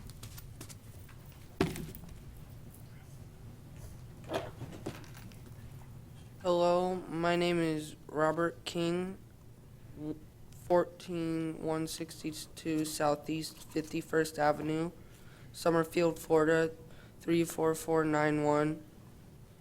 First, I would like to thank you all for allowing me to be heard tonight. I feel what I have to say is important and hopefully enlightening, since it is coming from the view of one of your 8th grade students. I watched the televised portion of the last school board meeting. I have to say I have mixed feelings right now. To Miss McCall, I would like to thank you for sharing your inspiring Bible verses from Proverbs 11, verses 2, 14, and 17 with the board at the last meeting. I thought they were certainly a good way to clear your mind before a meeting and create a sense of peace before engaging in difficult and important decisions. I, too, have an inspiring Bible verse I would like to share. 1 Timothy, 4th chapter, 12th verse says, "Don't let anyone look down on you because you are young, but set an example for the believers in speech, in conduct, in love, in faith, and in purity."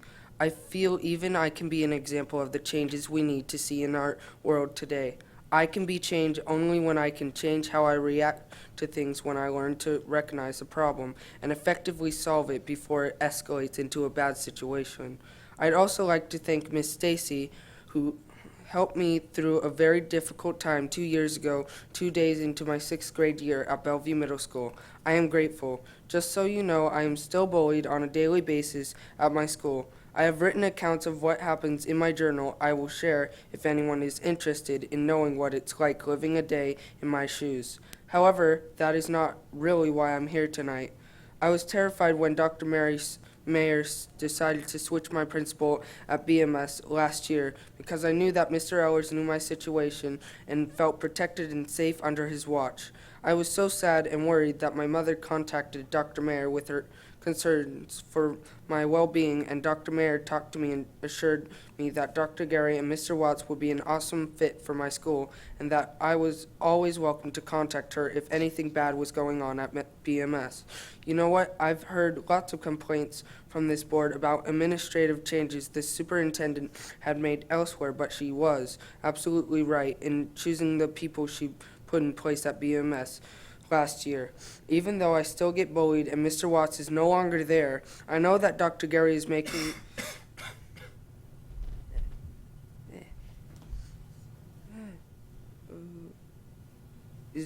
constant changes and willing to try new things to implement changes at BMS. He has always been willing to listen to us, so I personally want to thank Dr. Mayer for implementing that administrative change at Bellevue Middle. I hear Lake Ware has done well with Mr. Ellers as well. They have both, along with some very important people at church, been instrumental in making the confident person I am becoming. I stand up to bullies. When I see something, I say something. Sometimes it helps, sometimes it doesn't, but I still do it. I am also thankful for the Bullying Prevention Council and very interested in some of their plans for improvement. Anyway, that's kind of why I'm here tonight. I saw something, so I'm saying something. I don't need to call out names or rehash criticism or accusations. What I would like to mention is that each one of you are supposed to be an example to all of us on how to treat others with dignity and respect. I did not and have not seen that in some time. You guys wrote the code of conduct and are breaking your own rules pursuant to the following section found on page 18. Obviously, I don't have time to read it now, but it's your own zero tolerance rule for bullying and harassment that was voted on by all of you. I would, however, like to take some key points from the section that specifically relate to the violations I've witnessed just during the televised portion of these meetings, in print and on social media, in particular this excerpt. It is the policy of the Marion County School District that all students and school employees, including school volunteers, have an educational setting that is safe, secure, and free from harassment and bullying of any kind. The district will not tolerate bullying and harassment of any type. Conduct that constitutes bullying and harassment as defined herein is prohibited. Expected behavior. The Marion County School District expects students to conduct themselves as appropriate for their levels of development, maturity, and demonstrated capabilities with a proper regard for the rights and welfare of other students and school staff.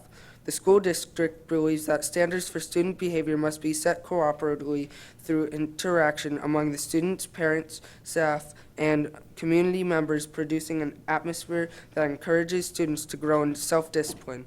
The development of this atmosphere requires respect for self and others, as well as for district community property on the part of students, staff, and community members. Since students learn by example on the part of students, staff, and community members, since students learn by example, school administrators, faculty, and staff, and volunteers will demonstrate appropriate behavior, treat others with civility and respect, and refuse to tolerate harassment or bullying.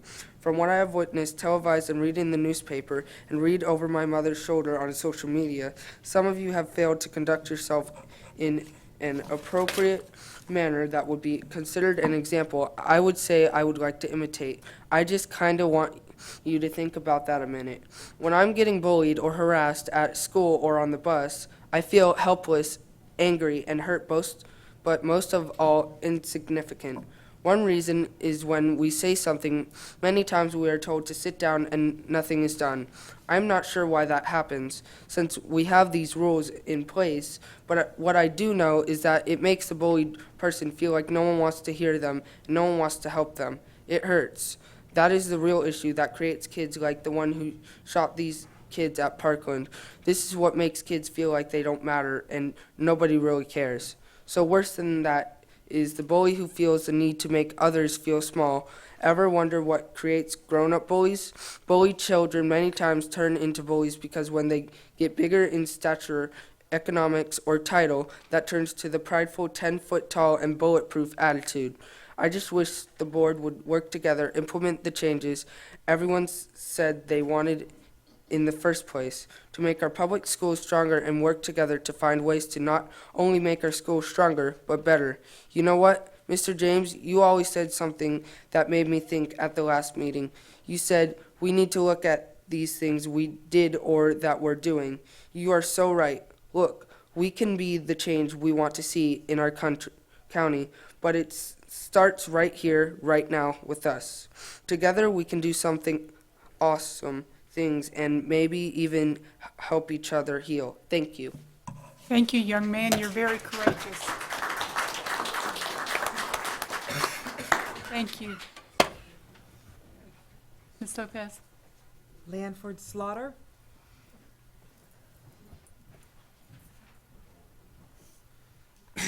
My name is Lanford Slaughter, and my address is 4525 Southeast 12th Avenue, Ocala, Florida, and my zip code is 34480. So, I'm a 7th grader enrolled at Howard Middle School, and I'm currently enrolled in Geometry Honors. And in my 8th grade year, I seek to take Algebra 2 Honors in Vanguard High School. I've requested to be promoted to Algebra 2 Honors in the past, but upon request, I've been denied attendance, and it has been supposed to be based upon the Florida Statute 1003.4156. I've read over this statute, and in my understanding of it, it does not at all touch on the fact that I'm not allowed to go to Vanguard. It simply states the requirements for early or normal promotion to high school after middle school or grades 6th through 8th. So I believe that this was a misinterpretation of the statute, and in turn I found a different statute, namely 1002.3105, that contains the required information to validate my attendance to Vanguard. The statute, which is titled Academically Challenging Curriculum to Enhance Learning Options, abbreviated as EXCEL or ACCEL, discusses the ways in which students have obtained advanced curriculum to public school and the requirements thereof. The statute states directly that, quote, each school district must establish a process by which a parent may request student participation in subject matter acceleration that would result in the student attending a different school, end quote, and later states that if a student meets the eligibility and procedural requirements, then the student must be provided with the opportunity to participate in the EXCEL option. On top of this, within the eligibility and procedural requirements, it is specified that after consultation with the parent, school counselors, teachers, curriculum instruction, and the principal decides if placement in a quote above grade level course offered by MCPS or grade level acceleration is appropriate. For these reasons, and the cooperation within my principal and my parents and the grades I have received in geometry and the rest of my courses, I see no reason that I should not be able to attend the Algebra 2 class in Vanguard High School my 8th grade year in Howard Middle School. Thanks. Mr. Slaughter, I believe Mr. McAteer may be waiting in the hallway to talk with you and give you some options.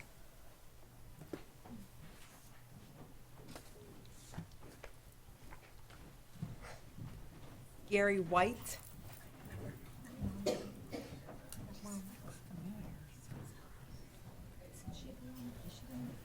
Hello, my name is Gary White. I live at 9280 Southwest 96 Court Road, Ocala, Florida 34481. Kind of perfectly timed. You are all held in high esteem. My organization, supported you greatly to get rid of Common Core.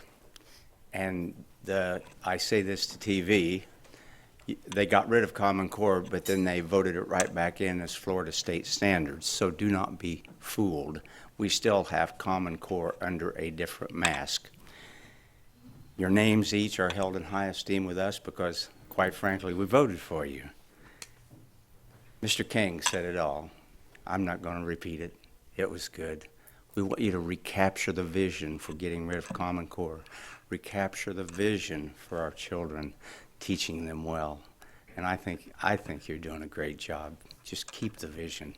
Thank you very much, and thank you, Mr. King. Mark Avery.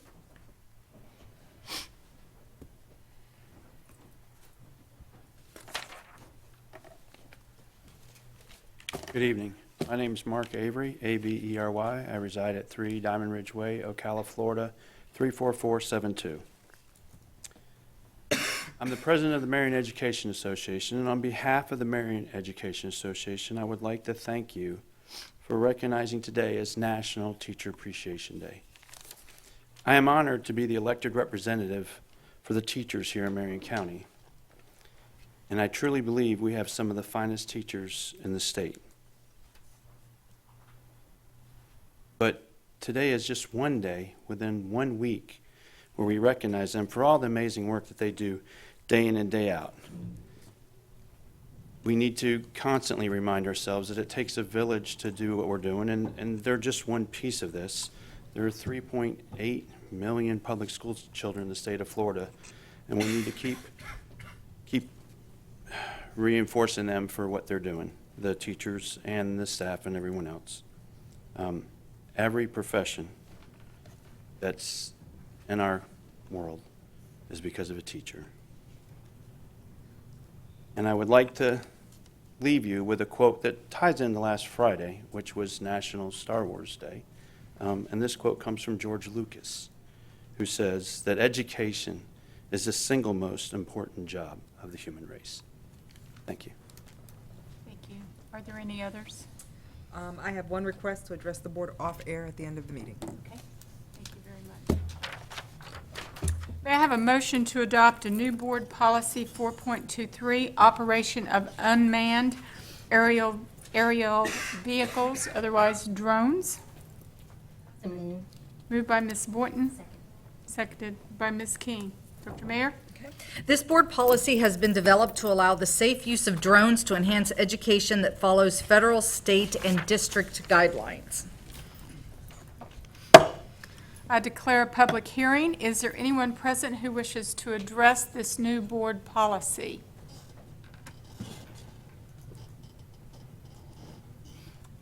Hearing none. Board, is there any discussion? Then I would ask you to please vote. All those in favor, please say yes, and those opposed, nay.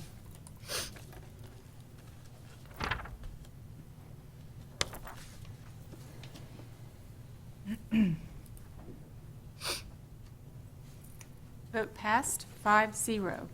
May I have a motion to approve the 2017-2018 recommended instructional materials for adoption of 4 specified courses? Moved by Ms. Boynton. Second. Second by Mr. James. Dr. Mayor? Instructional materials are adopted according to a process defined in state statute. 4 titles for 4 courses are recommended for adoption this evening. At this time, I'd like to call Ms. Crystal Sismar, Coordinator of Curriculum Instruction, to the podium for further explanation.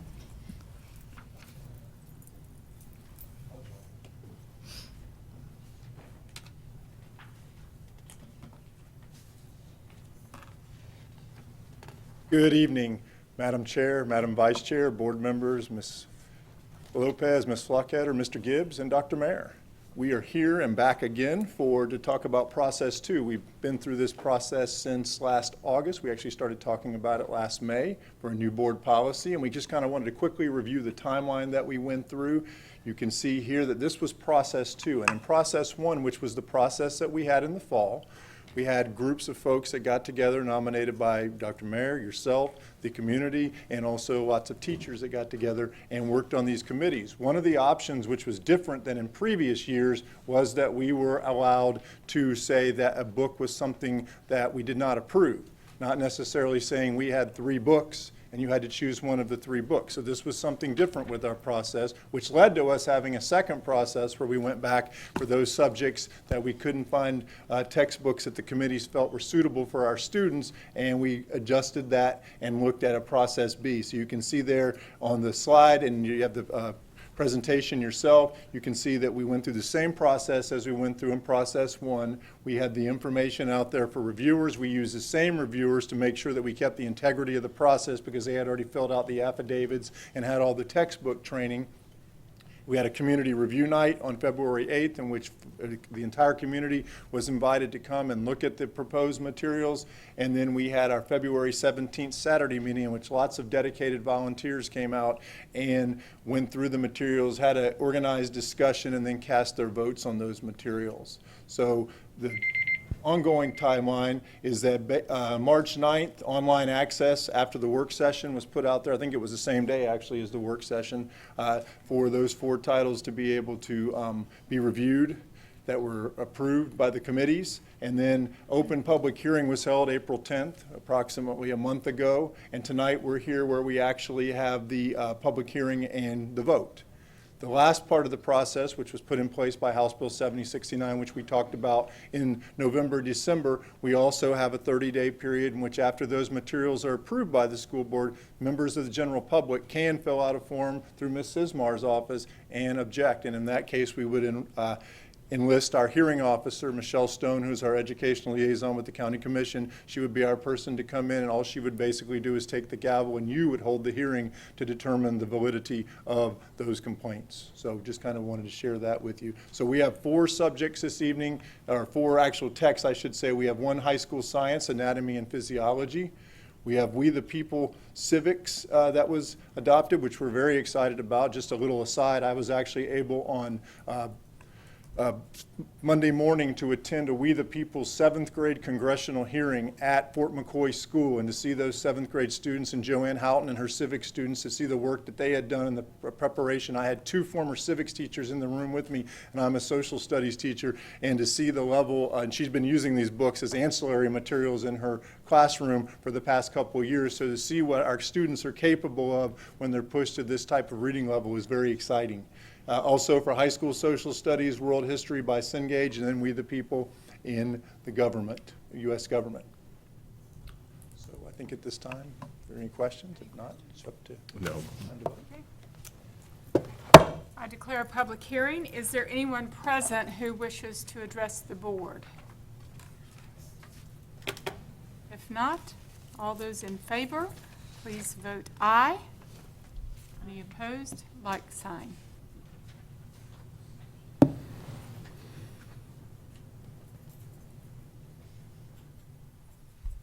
Motion passed, 5-0. Thank you. Thank you for your time. Thank you. May I have a motion to approve consent agenda items C12.1 through C25.1 as submitted? So moved. Second. Moved by Mr. James, seconded by Ms. King. Is there any discussion?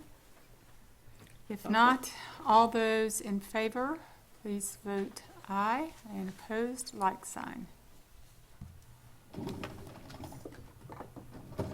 Wait a minute.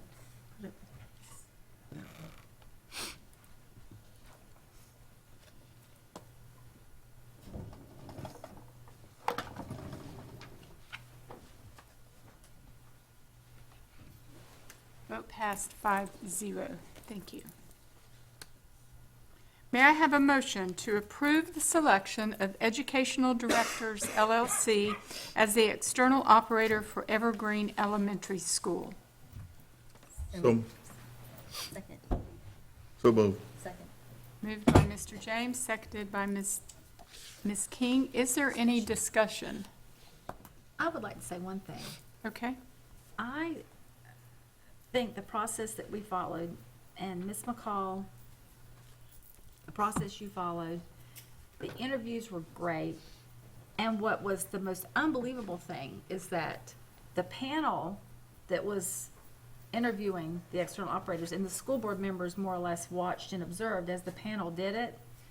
We found out the second day, we all agreed on which of the 3 people was our first choice, which was really interesting because we weren't talking to each other or anything.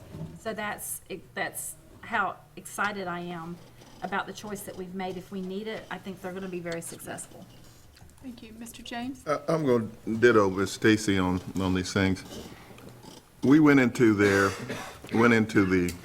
this process, let's put it like this, with some real division among us in terms of what we were looking for. But when we finished this process, we found a group that really met all of our expectations in terms of what they were looking for and how they addressed the students. And I think the bottom line, and I think the thing that all of us could agree on, was they addressed the students and how they learn and what we needed to do in order to improve that and how it meshed with what we were doing at the school. The thing that was also exciting about it, to me, was the fact that they were willing to provide all the information that they would embark at the school that they were working with to our other schools. If our other schools that were in the turnaround mode wanted to attend some of the events that they were having, then it was a go. There was no charge or anything else. And they made it clear. The minute we achieved our goals, they were willing to back out and take off. So I got the impression that this was a fit that all of us could agree on, and it was something that we got out of the whole group at the lowest price, because they were doing something. And as we compared the numbers, it worked out really well for us in that sense. So we were very pleased with it. And I want to commend everybody that was involved with it. That was a job well done. I'd like to say one more thing. Some of the things that they said, something that began so crazy in January, I think has ended up great, because there are districts that hire consultants to come in and help their school systems. And some of the companies that interviewed even were consultants at other districts, just flat consultants. And honestly, I think this is,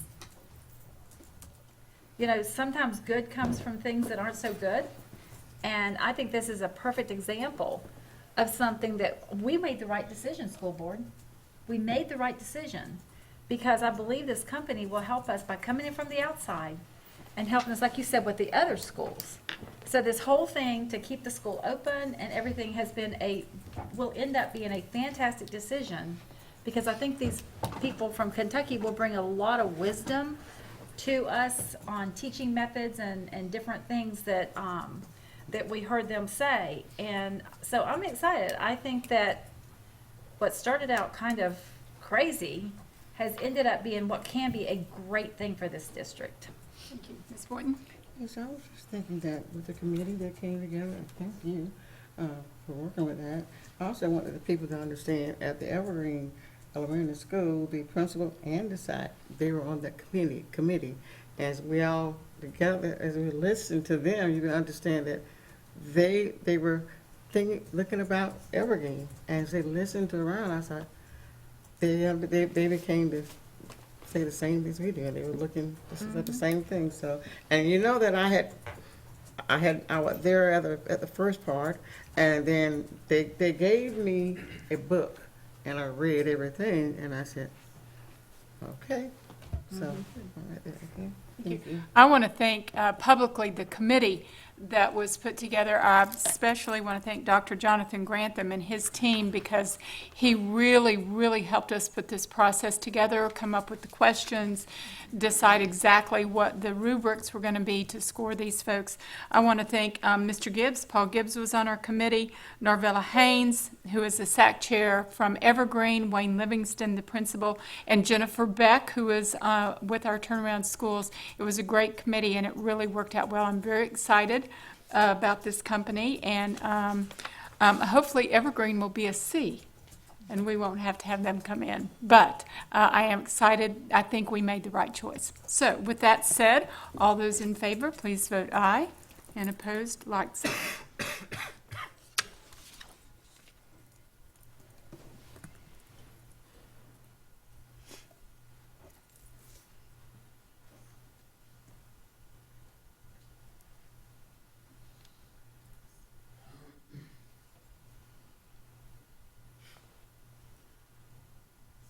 Motion passed 5-0, and Mr. Gibbs, I would instruct you to please contact them tomorrow, and let's get this ball rolling. The template's ready to go, so yeah. Thank you. May I have a motion to remove from the table The motion submitted at the April 10th, 2018 school board meeting to approve the 2018-19 district level staffing plan. So we need a motion to remove the table.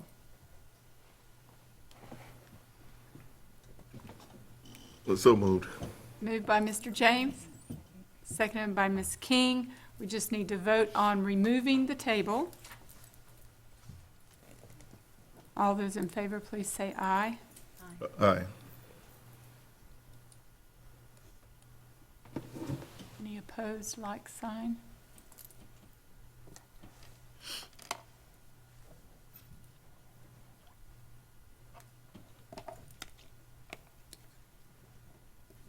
Okay, the vote passed 5-0. Now the motion, now on the floor, is to approve the 2018-19 district level staffing plan and is open for discussion. We had that motion on the floor. We tabled it, so now we go back to that motion and we can have discussion. I'll get started with it. Now, we have improved, we are getting ready to vote on the staffing plan. I'm still not comfortable with the numbers, because I'm still not there. And when I say with the numbers, I would like to know what we will have in terms of the staffing plan, in terms of the actual budget in itself. And I know that we need to do this. And I know we can adjust the staffing plan, but I am saying this right now. You know, I'm having a hard time voting for this simply because the numbers are not there. How far along with this, Dr. Grantham, in terms of getting the numbers to go with this budget? We're in the budget process now. We have another meeting Thursday, I believe, and we continue to have budget meetings, and we're paying attention. And Ms. Boston Ellis would probably answer that. We're still working on the budget every day. Probably twice a week we meet collectively, about 8 people. Do y'all have any idea when y'all gonna be able to kind of close this thing? Well, we keep working at it, so a couple weeks, I would assume. So, Dr. Grantham, can I ask you a question? Because I'm nervous, and I've shared this with you, about being able to fund this staffing plan. So, because we have to have a balanced budget, if we move forward with approving the staffing plan, that does not mean that the staffing plan is funded. Correct. I am correct on that. So we will work with the budget and make priorities on this staffing plan so that we have that balanced budget, because I am concerned about these new Yes, ma'am. positions. Remember, it's two things. It's a staffing plan, and then there's the budget cycle. So we're trying to approve the district staffing plan, and then we'll balance the budget after the fact. So it's two different things. Yes, ma'am.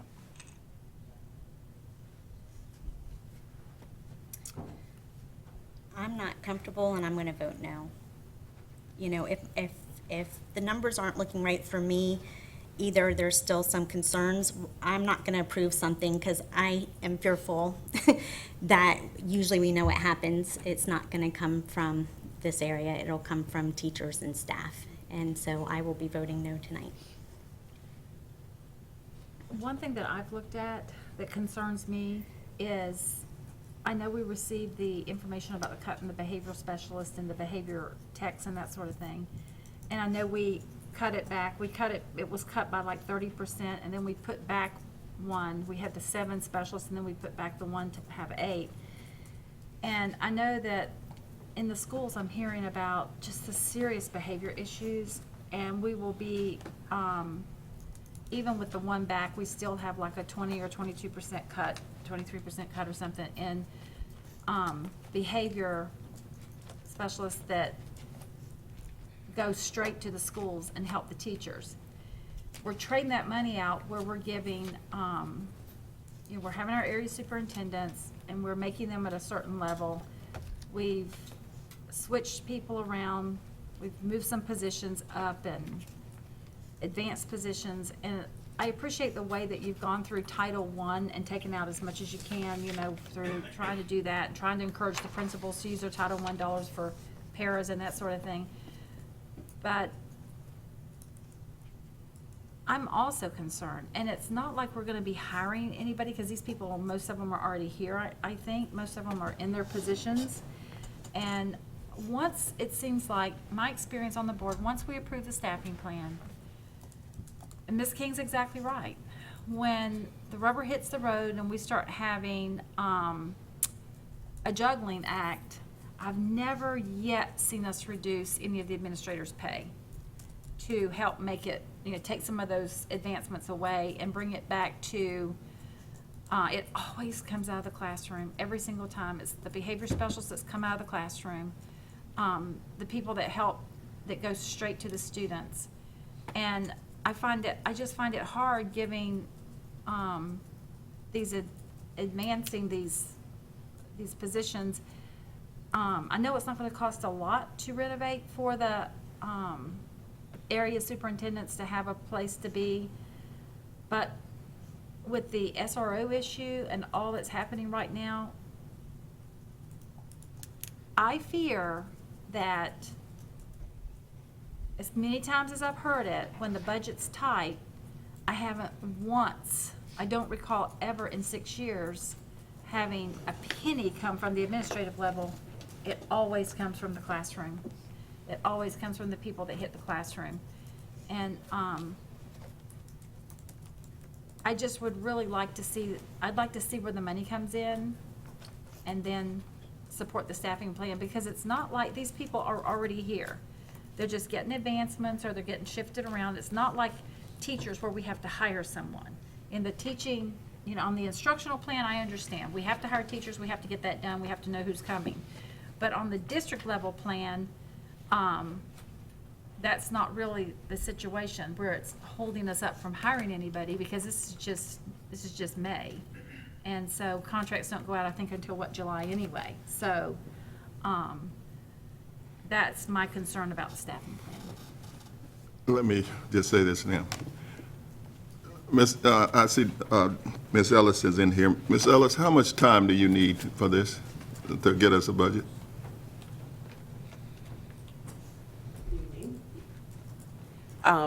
We are working, I think Dr. Grantham mentioned that to you a little bit earlier, for the last 3 or 4 weeks, going through and reviewing all of the budgets, making necessary cuts. As he stated, we have another meeting this week. I wanted it to have been balanced 2 or 3 weeks ago, but we have a process that we go through, and everybody's being cooperative, and so we'll just keep going until we get it balanced. Because as you know, by statute, we have to have a balanced budget. So we are working through that process now in terms of when we'll be done. I can't give you a date, but it is my expectation that it will be sooner than later. Okay. Now, where I am with this thing, you all need us to vote on the staffing plan tonight so y'all can move forward. Am I correct? Yes. Okay, now, I'm willing to do this because I want to be on the winning side. I will vote for this, but I want you all to understand, if I'm on the winning side, that we can bring this thing back up. Okay, and this is what I'm willing to do in order to do this. And I would like for the board to understand what we're saying here. We want to be on the winning side, and if this thing ain't right, we're going to bring it back up here. And that's giving you time to do what y'all need to do, but bring us a balanced budget. I think we can do that. I agree with that, Mr. James. Okay, and that's what I'm thinking, that we would come up with a plan here where we give you what you need, but we want you to know that the board will bring this thing back up here for another vote if it's not what we're looking for. That's where I am with this. I think that's an excellent suggestion. I think that you all have heard, our biggest concern is being able to fund this. And none of us want to take it out of the classroom. If we have to take it from somewhere, it needs to come from the district staffing plan and not our classrooms. So I can agree with what Mr. James wants to do, and I will support this staffing plan as long as you get this down to where it's a balanced budget and we are comfortable. Okay, and I want y'all to understand, if it's not right, we're going to bring it back. And then we'll probably end up, if it's not right, we kick it out. I got a problem first, okay. Now, thank you for the information that you gave us, but as I went and talked with the Deputy Grantham, as I looked, and I've already noticed that if you look at all our area directors, I begin to understand, if you look up under it, what their job should be, if you look at that, it is so many different things that it said to me that this job is so many things. They wanted to be a person over policy, somebody that's over, even busing, that they would bus a principal around. And so if you look at all that kind of information, and this is called, and directors, and I think you all gave us information when we had in 2009, how many of our administrators were there. And now, if we put this on, we have at least, 19 more? And I think that's been, as I looked at that, yes, you want to have a staffing plan. But I think I talked with Dr. Grantham what we need to do. You see, so I said, what to me is everybody wanted to be in that excuse me. Yeah, everybody want to be there to have their part of the title, just for their title. And I think we need to look at that and say, all right, I think can you come up and talk for me, Dr. Grantham? Ms. Boynton and I talked, she wanted me to mention two things, that she did not like the title area director, she liked regional director, you asked me to say that, and then you didn't like the job description. Right.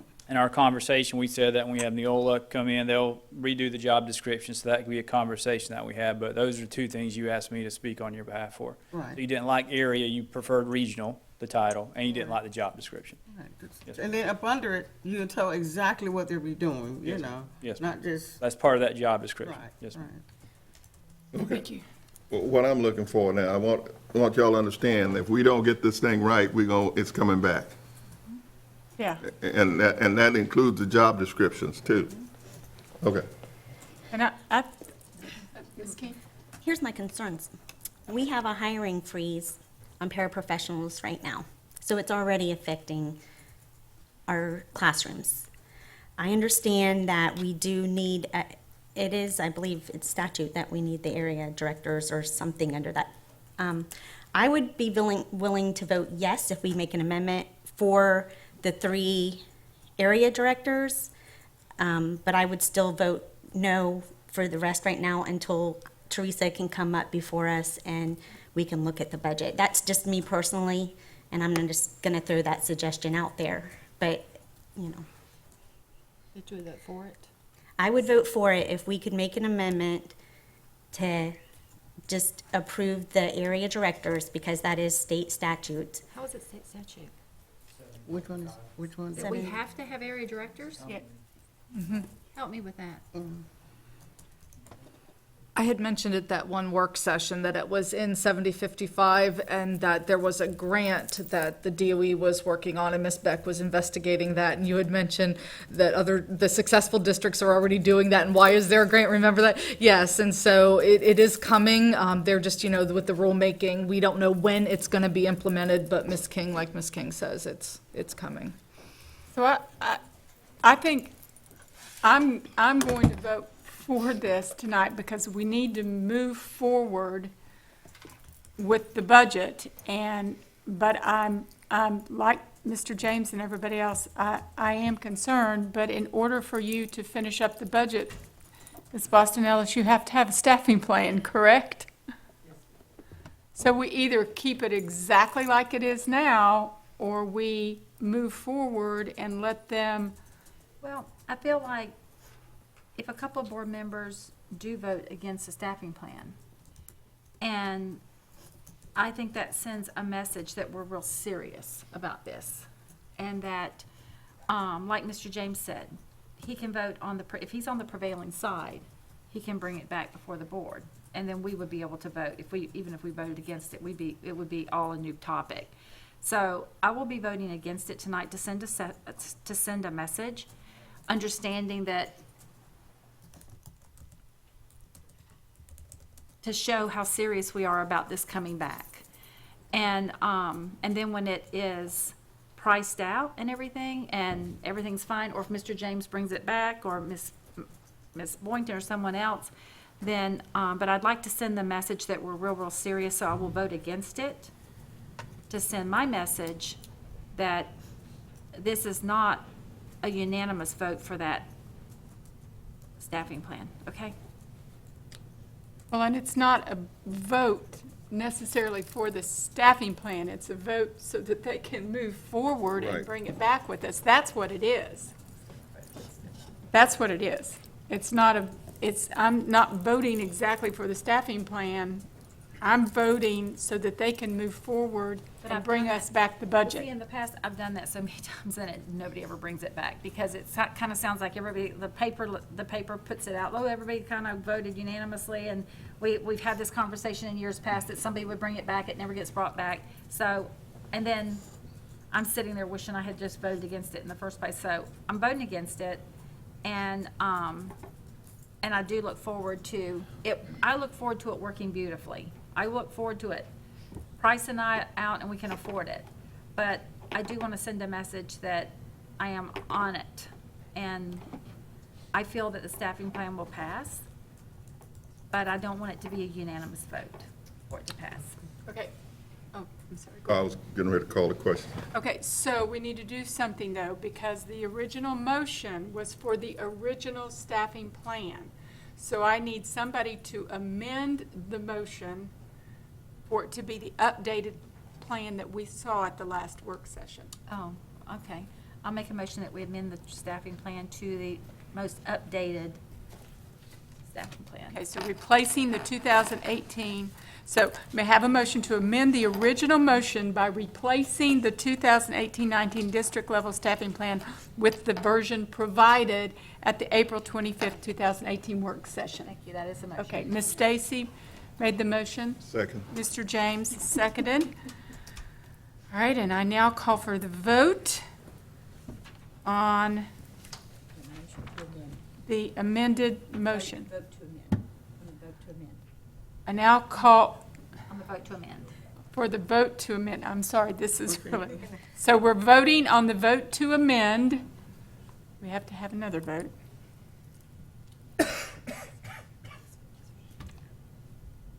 Just to move on table, okay. No, this is the vote, Amend to replace. the amend to replace. The one that they updated to us Okay. Thursday. So we're voting to amend the original Yeah, motion. what it said, okay. And Okay. now, Now, I now call for a vote on the original Okay. motion as amended. all right. Is that right, Mr. Gibbs? Okay. So now you are voting on the amended staffing plan that we saw. Okay.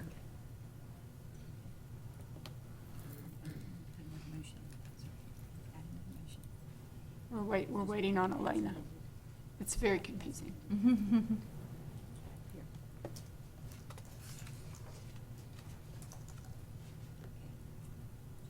Okay, so the first motion passed 5-0, and now we're voting on the original motion as amended. Okay, here we go. So this is voting on the amended staffing plan, so they can get to work.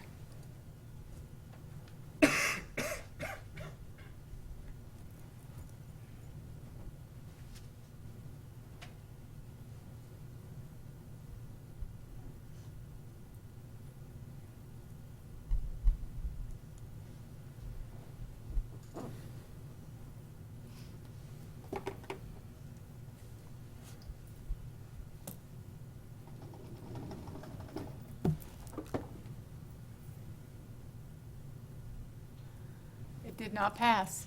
3 nays to 2 yeas. So I'm not sure what happens now. We can move forward with pricing it out real quick. Okay, so I guess we just move forward with it as is, with you running the budget and bringing it back. I don't know what else to do. That'll work. Okay. Okay. That'll work.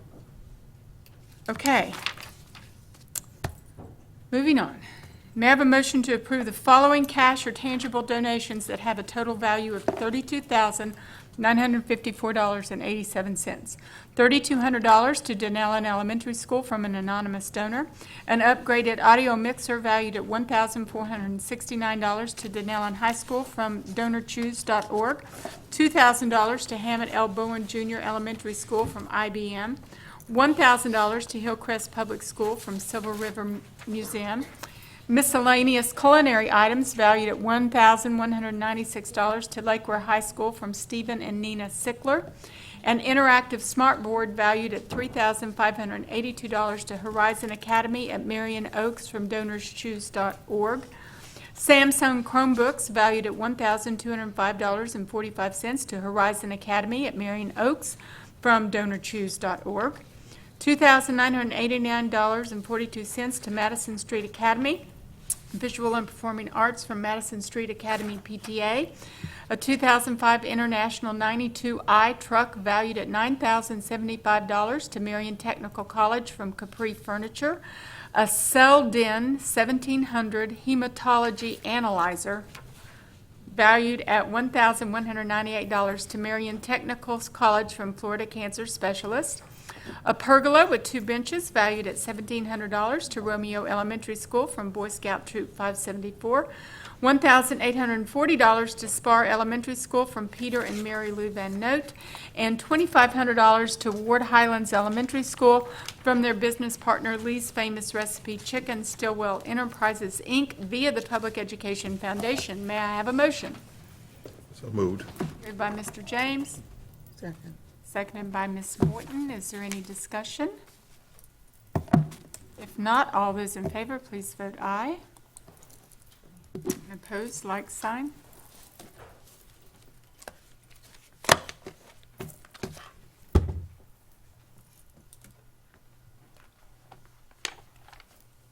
Motion passed 5-0. Ms. Morton, would you like to thank everybody? I want to do the best I can. I want to just thank you for the community for giving our donations. You know, I know you this for a long, long time that haven't talked, but still talking. But understand that our community, you've always gave us some donations, and we want to thank you. Thank you. The next administrative briefing and work session is scheduled for Thursday, May 17th, 2018 at 9 a.m.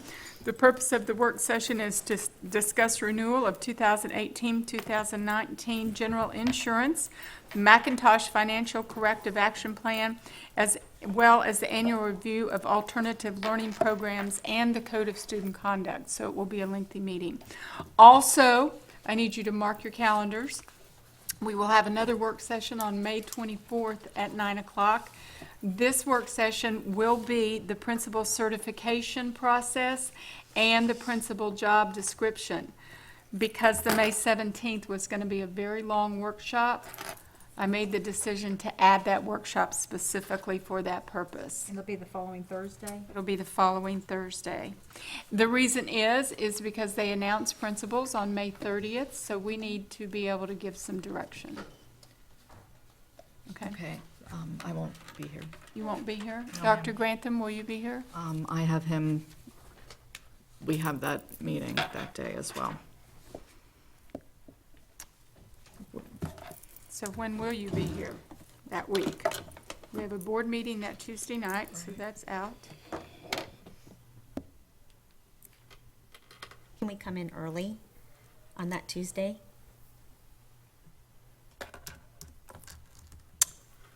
I'm fine with doing that On the 24th, on the 22nd. 22nd. Can we come in at Like 3 o'clock, 4 o'clock? 3 o'clock? Can everybody be here at 3? That'll work. Okay, so we'll do it at 3 What date o'clock you said again? on May 22nd, prior to the board meeting, Okay. What time? 3 o'clock. Okay. No problem. So the next board meeting will start at 3. well, a work session will start at 3, and then we'll have the board meeting at 5:30. Okay? All right, Ms. King, comments, concerns? I do not have anything this evening. Thank you. Congratulations to your daughter Allie on her graduation from USF. And I would like to say, of course, I'm our charter school board member, pro-charter schools, pro-public school choice in the form of charter schools. And I know that the charter schools across the state right now, a lot of them are not appealing their charter school statuses because they are waiting, there's some upcoming legislation they're waiting on. And so across the state, we'll probably be seeing that while they are waiting for what's to come. Thank you. I pass. Ms. Boynton? Pass. I just want to say I've been attending a lot of wonderful things, the CTE certification presentation. I was there last night. I was at Bellevue High School for their music program. I attended the retirees program yesterday by the Public Education Foundation, and there's lots of good things going on. And I would directly want to say to our graduating seniors, this is your last week of school. Please be safe. Please be careful. Please use your heads. We love you and we want you to be safe, and happy graduation. Dr. Mayer? Officer Hunt, thank you for being back with us. How's the family? Did you get your wife a great gift for Mother's Day? Okay, awesome, because now we have the little one, the extra little one. Well, it's so good to see you. Welcome back home. It was just nice to have you walk in. Today is Teacher Appreciation Day, and we appreciate our awesome frontline people every day, but we want to give them a shout out today and just let them know that we do carry you in our hearts every day. I want to say thank you to Ms. DeMombran at Sunrise Elementary. Every year, Sunrise Elementary has a contest where they design bookmarks. And so she sent me the winning bookmarks for pre-K through 4th grade, and 2, 3, 4, 5, 6 of them. And I said to her, oh my gosh, well, that's about half of my to-be-read stack. So she's going to send me some more. But thank you to the students at Sunrise Elementary and Ms. DeMombran. Ms. McCall mentioned a lot of the great things that are happening in our schools, and I wanted to say thank you to Lake Weir High School for inviting me out to see Godspell. They did the 2012 version of Godspell, and that musical has some heavy content in it, and it goes back and forth between humor, comedy, and very serious subjects, and they handled it so well. They were such professionals. So to Ms. Beasley and Ms. Courier and the whole team out there, the Hurricane Theater, thank you very much for that invitation. That was a great evening, great evening. You should be proud. I want to thank our local chapter of the Daughters of the American Revolution. They presented our students again with scholarships, and I attended that breakfast meeting. And as we move forward with the In God We Trust contest, they're going to help to judge that. In the legislation that was just signed, 7055, by the governor, it says in there that every school must display the motto, In God We Trust. And I know that we have one here in our boardroom. Well, I had thought, what a great opportunity for our students to design the poster that will hang in the schools. So we will have multiple posters designed. We will have students from K2, 3, 5, 6, 8, and 9, 12. Those are the different categories. And we will have winning selections in each category, and then we will print them and display them in the schools. So Ms. Crowder, our program specialist for the fine arts, spearheaded that, and she will be working with Ms. Barber, our program specialist from social studies that you met earlier, and together they will get together with the DAR for that judging, and that contest ends Tuesday. So we reminded the teachers about that. This weekend, we had our teacher job fair, and we welcomed 64 new members of our Marion County family. And each teacher, as they were hired, they went into the lab. They were escorted by their principal. They went into the lab where they did their electronic PAR, their new personnel action form. And we clapped for them. And then Mr. Christian was up front, and they walked the red carpet, and they got their golden ticket. So here was their golden ticket, front and back of their golden ticket. Welcome to Marion County Public Schools, and our motto for next year. Don't stop believing. And so that was just a great day. We had lots of Twitter activity that day. Thank you so much for that. You and Jenna Dawson kept the tweets going and just kept the public up on that. And just a special shout out to Principal Leinenbach of Oakcrest, who I'm cautious about saying it because I don't want to lose her to that field, but she should be in marketing because she worked that crowd. She got 8 of the 11 hires for the turnaround schools. Yes, she was walking the halls, talking to people. She did a great job. All of our principals were really ramping up their marketing, as we knew it was a teacher's market, and they knew that they had to really entice these candidates to come to their schools. So it was just a great day that day. You saw the press release that we will be starting a CDL driving program, and that will be starting in the fall. We are very excited about that. And Mr. Vianello, if you are our instructor, just want to stand up and wave. Will you just give a shout out to our new instructor? He was hired Ricky Monroe. Ricky Monroe will be our new instructor. He's wonderful, and perhaps he can come back and do a presentation later. Yes.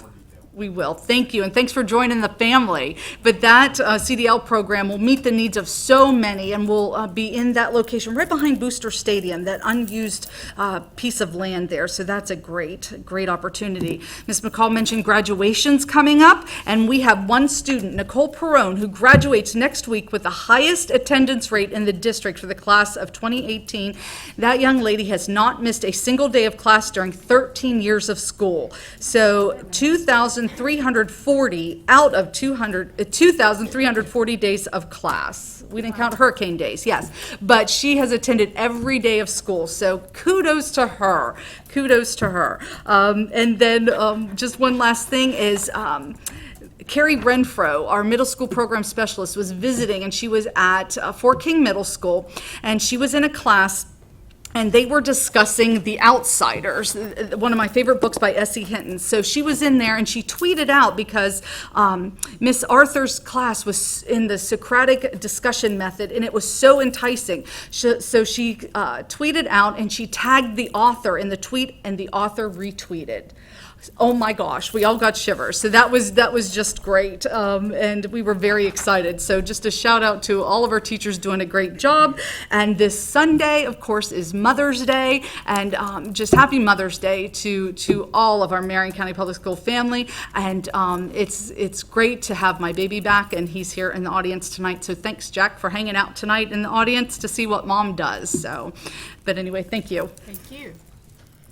Before addressing expulsion matters, I wish to acknowledge that board members have received the alternative placement list for students through April 20th, 2018. Ms. Martinez-Lopez, are there any parents who have submitted a timely request to speak on their child's disciplinary action? No, ma'am. Thank you. May I have a motion to approve the expulsion of student JD 18-77, JD 18-78, JD 18-79, JD 18-80, JD 18-82 with educational services through the remainder of 2017-18 school year and the entire 2018-19 school year. Moved by Ms. King. Second. Seconded by Mr. James. All those in favor, please vote aye. And opposed, like sign.